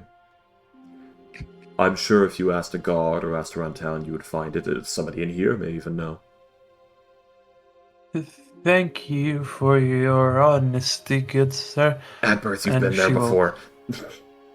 Yeah, I She know will- that's what I was about to say. It's like I'm pretty sure we've been to the temple already. She will place a gold coin on the counter. Oh, please, that's too much. He, Oh, actually if you pushes like. it back to you. If you are certain, she'll place a couple of silver on the counter. I meant don't pay me at all, but very well. Dorla, we've already been to the temple. I know the way. Oh, that is wonderful. Thank you. We'll just have to gather up Varandir, and then we can show him the town. It is currently 9:04 a.m. There is not a single sound or rustle from the door behind the chair next to the fireplace that you recognize and was not here last night. I want to conduct a magical experiment here. Yeah? I'm gonna go to the door. Yeah. I'm gonna look through the lock. See if I can. What would I see when I look through the lock? You see a set of steel-banded wooden doors, rustic design. You look, there do appear to be locks. It appears to be a proper, old-fashioned keyhole. Attached to a nice ivory doorknob. So I can't see through the lock. Okay. Oh, do you want to look through it? I was trying to, yeah. You peek through. Darkness. Darkness. We've been in the mansion, so I'm gonna try and use the psionic crystal again. Okay, you imagine the Think layout. I imagine the layout where Mhm. it's in the crystal as I look through this little keyhole, And I'm just gonna think where Varandir would be in the mansion, and just try and say, "We're waiting for you. Wake up." Roll me a history check. There's history. Fucking 8. You don't know what room his was. You remember Lars Renlael's room. Because she made a big deal out of it, but Varandir, no idea. Yeah, that tracks. Basically, you helped him carry her into her room. So, Yeah. Or watched him, at least. I don't know if you'd actually help. I think he did it. But yeah, no, and then he just fucked off into the gigantic mansion. Yeah, he, turned some corners into the actual room where the quarters are. He might have told you, the other quarters are here. Because there are 2 wings of quarters. There's the wing that Lars Renlael's is in, and the other one, and you're not sure the exact composition of the rooms. Yeah, I only stayed one night, so the 8 tracks. Yeah, you know what one of the rooms looks like. 2 of them, technically, because Lars Renlael's. Come back to Torlith. Okay. Well, we may have to wait, unless you want to go and do this now, and we can leave a note. So you walk up to the door, you try to look through the keyhole. You then, fingers to the temples, moing at the door. Well, I tried everything I can, walk up Torlith. Oh, I know. If I try and open the door, I know it's not going to work. But I could try and open the door. Good.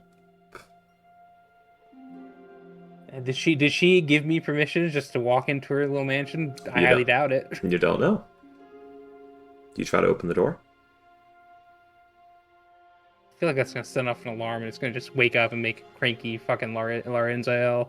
Lars Renlael. Yeah. Lars Renlael. Lars Renlael, yes. Yeah. She has I'm a bit tongue-tied. Yeah. She has lie in her name. Yes. I'll get Torlith's opinion first, see if she wants to wait. If she does, I might try a few more things. If not, we may just go and do the little temple thing real quick. Lars Renlael is held together with a lie, you see. That's a fun play on the name. I didn't do that on purpose. Yes. I knew I wanted lie in her name for funny reasons, but that's about it. Go on. William, if you're trying to talk, you are muted. I am. But yes, she will say, I have waited as long as I have. I can wait a little longer. What season is it outside, by the way? Just out of curiosity. 'Tis fall. Early fall. The warmth is just now leaving. So most of the days are warm, but they get a little chilly, especially at night. Yeah.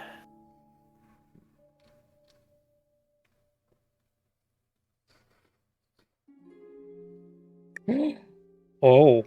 Huh? Ooh. Oh. How much does the side crystal weigh? How much does it weigh? Yeah.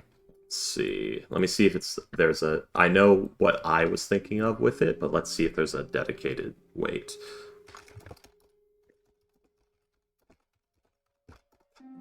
Say, it is 76 pounds. Ah, my arms.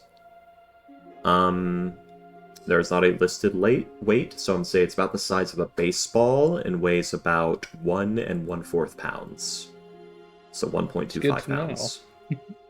That is good to know. Mm-hmm. It's perfect for throwing. Oh, it's perfect for my wrist pocket spell, too, if I need to smuggle it somewhere. Yeah, that would put it in an extra dimensional space. So, yeah, I wouldn't get the benefits, but I could smuggle it in somewhere. Yes, and if it was in there for more than an hour, you would unattune to it. It lasts only 24 for hours. An hour. Oh, yeah. But that means if you do the full duration, you will unattune. So unattunement is 24 hours. I thought it was an hour. Oh, that's a little too powerful.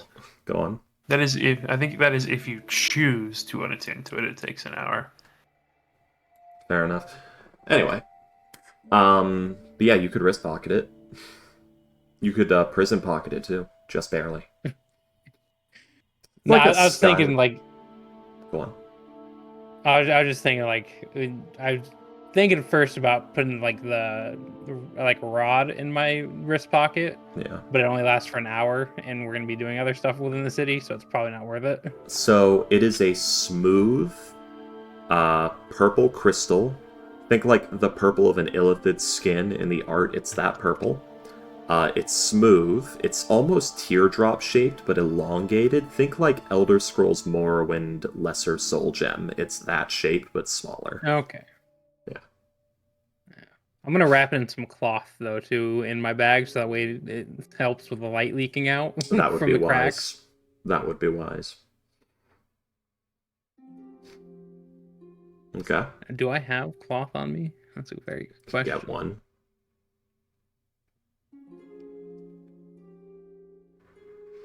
Do you have any pouches? I do have pouches, yeah. You could put it in a pouch. I think I also bought like a sack. Possibly. I have a sack. Yeah, you could wrap it in the sack. I'm gonna wrap it up in a sack and You put it wrap back it in in the my sack. bag. Alright, you got Saprat Crystal. A sack wrapped crystal. Just Yep. gonna put that in my little notes. Alright. So that's gonna actually help if you're ever creeping through a pitch black room. Yeah, this is more for like future stuff. Yeah. Because at first I thought you had to be holding it to use it, but if it's just I'm attuned to it. So, if you're not trying anything else with the door and you're waiting for the gruesome twosome, how long would you wait before you left not the temple, the yawning portal? I will say, Torlith, they are very late bloomers. It could be until about noon before they wake up. Late risers, yeah. Late bloomers. Yeah, late raisers, not late bloomers. What does puberty have to do with anything? I think it's Arizona was probably early, and that's why she acts the way she does. She's just I mean- constantly jet lagged. Yeah. We could try handling the door. I mean, it was it like 10 or 11 by now? Yeah. It's like 9 something at the moment. 9. I'd say let's give it another half hour to an hour before we start trying to forcefully wake up Varandir. Okay. So you wait until about 10:30-ish to knock? Probably about 10:30, yeah. Okay. So what do you want to do to try and wake him? I've already failed that, so I can't do that. Yeah, I mean, I'm just gonna try and open the door. Yeah. Okay. That thing ain't budging. Yeah, as I thought. Do.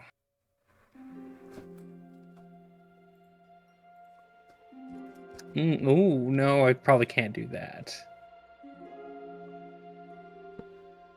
In range. I mean, I can try. Knock. Yeah, you could try to knock. Yeah, okay, yeah. Well, so before I start fucking with spells, I'm just gonna knock. Okay, you start knocking on the door. Give me a moment, I'm reading.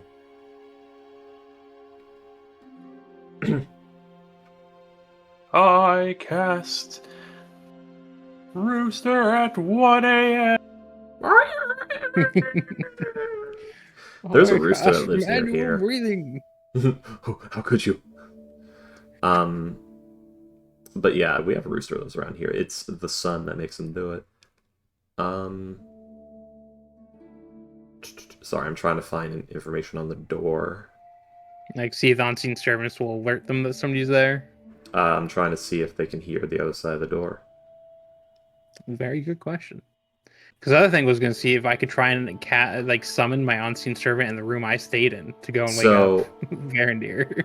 Okay, so it's a portal, not a door, and it's invisible when closed, so you don't see the door there, but you did see it that night. Well, I went So to bed you know early, there's- so Torlith would be the Just one who start saw it. knocking on the wall. Yeah, Torlith, you know there was a door there. I thought there was a door that just freestands. I thought so too. Yeah. Or maybe it's just when it's initially cast, but when they close it, it becomes invisible. It's Portal. I think.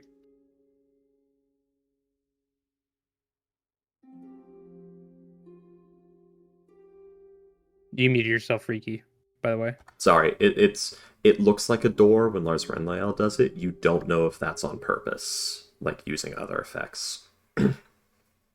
Okay.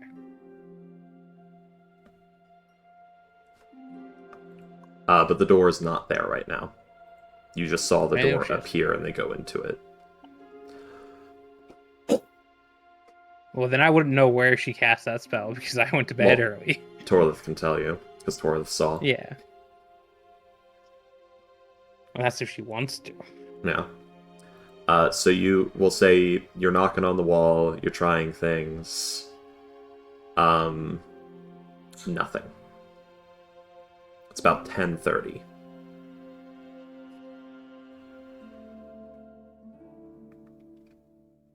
I don't know if that's going to work.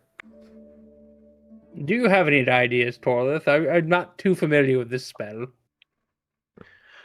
I had never seen it until, 2 days ago? Yeah, I've known of it, but I do not know how it fully functions. Yeah.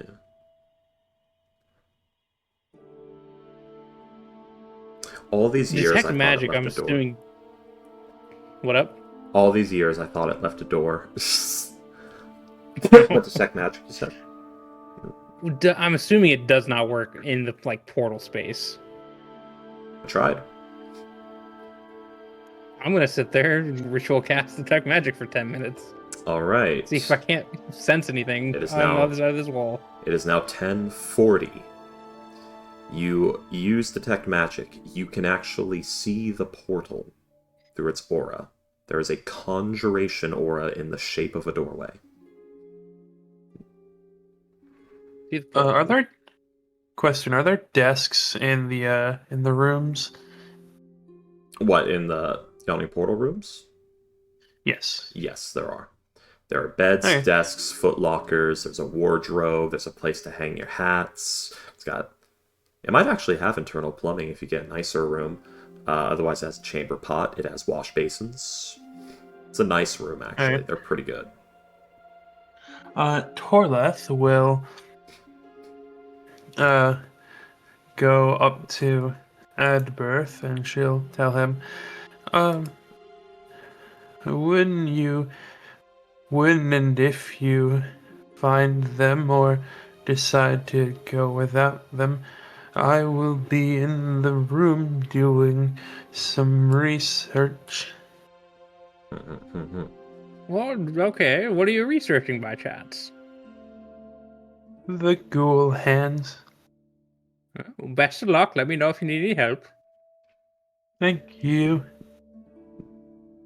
And yeah, she will head back to the room, sit down at the desk, place the hands of the ghoul on the desk, and she'll start examining them, Okay. breaking them down, seeing if it's just some sort of see if there's like a a- source of the poison, see if there's they're just slathered on there, see if she can get as much of that poison as she can, see if there's any differences between, other than what kind of differences there are between this and a normal human hand. Alright, so, step 1, roll for me a medicine check. Yay. Let me just double check. Luckily, I Okay. have accurate answers to all these questions. Boop. 19. 19. Immediate inspection. This is not a human hand. It is elongated, the bones in the fingers are thicker, and the tips extend into claws. There are no fingernails. These are fucking yaoi hands, in a way. They are unnaturally long, they're a little big, the bones in the fingers become the claws. As you look for any sort of venom or poison, all you really notice is that these claws are filthy and they smell bad. There appears to be no sign of pores that poison could sink out of, no slits in it, there's no venom glands. As you split the fingers open and search for things, you find skin, bone, nerve, muscle tissue, and veins that are just kind of full of goo. That may have been blood that has now dried at this time. It's become slop, and it is black.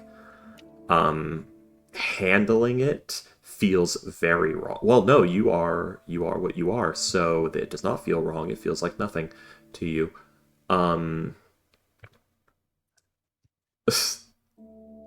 So We will.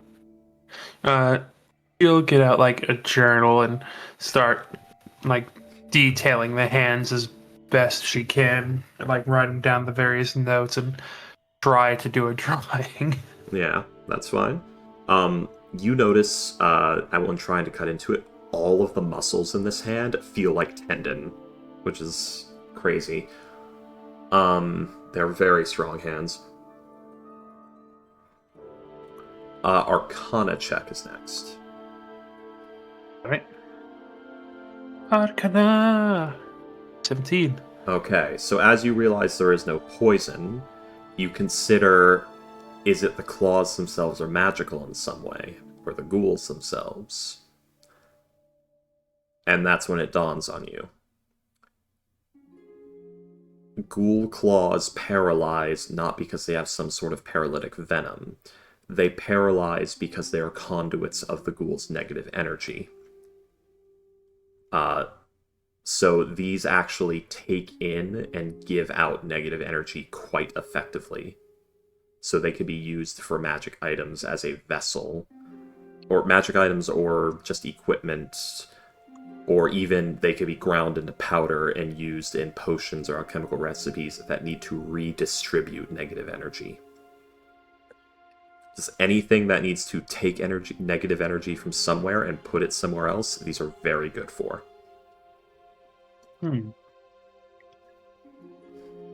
Would I be able to theoretically make a potion of necrotic resistance using these? Probably not necrotic resistance. If you were a master potion maker and pioneered the potions, you could probably make something interesting nobody's ever made before. That would be like a necrotic dispersal, like it would take in the necrotic energy and burst it out somewhere else. Which is to say, above game, you could make the absorb elements, a potion of absorb elements, but it does it to necrotic damage with it. Yes. Interesting. I'd say it'd have like 1d4 charges when you drink it. So it'd be like the next 4 necrotic damages you take, the next 1d4 necrotic damage that you take would absorb elements effect. Okay. Interesting. Do you have alchemist supplies?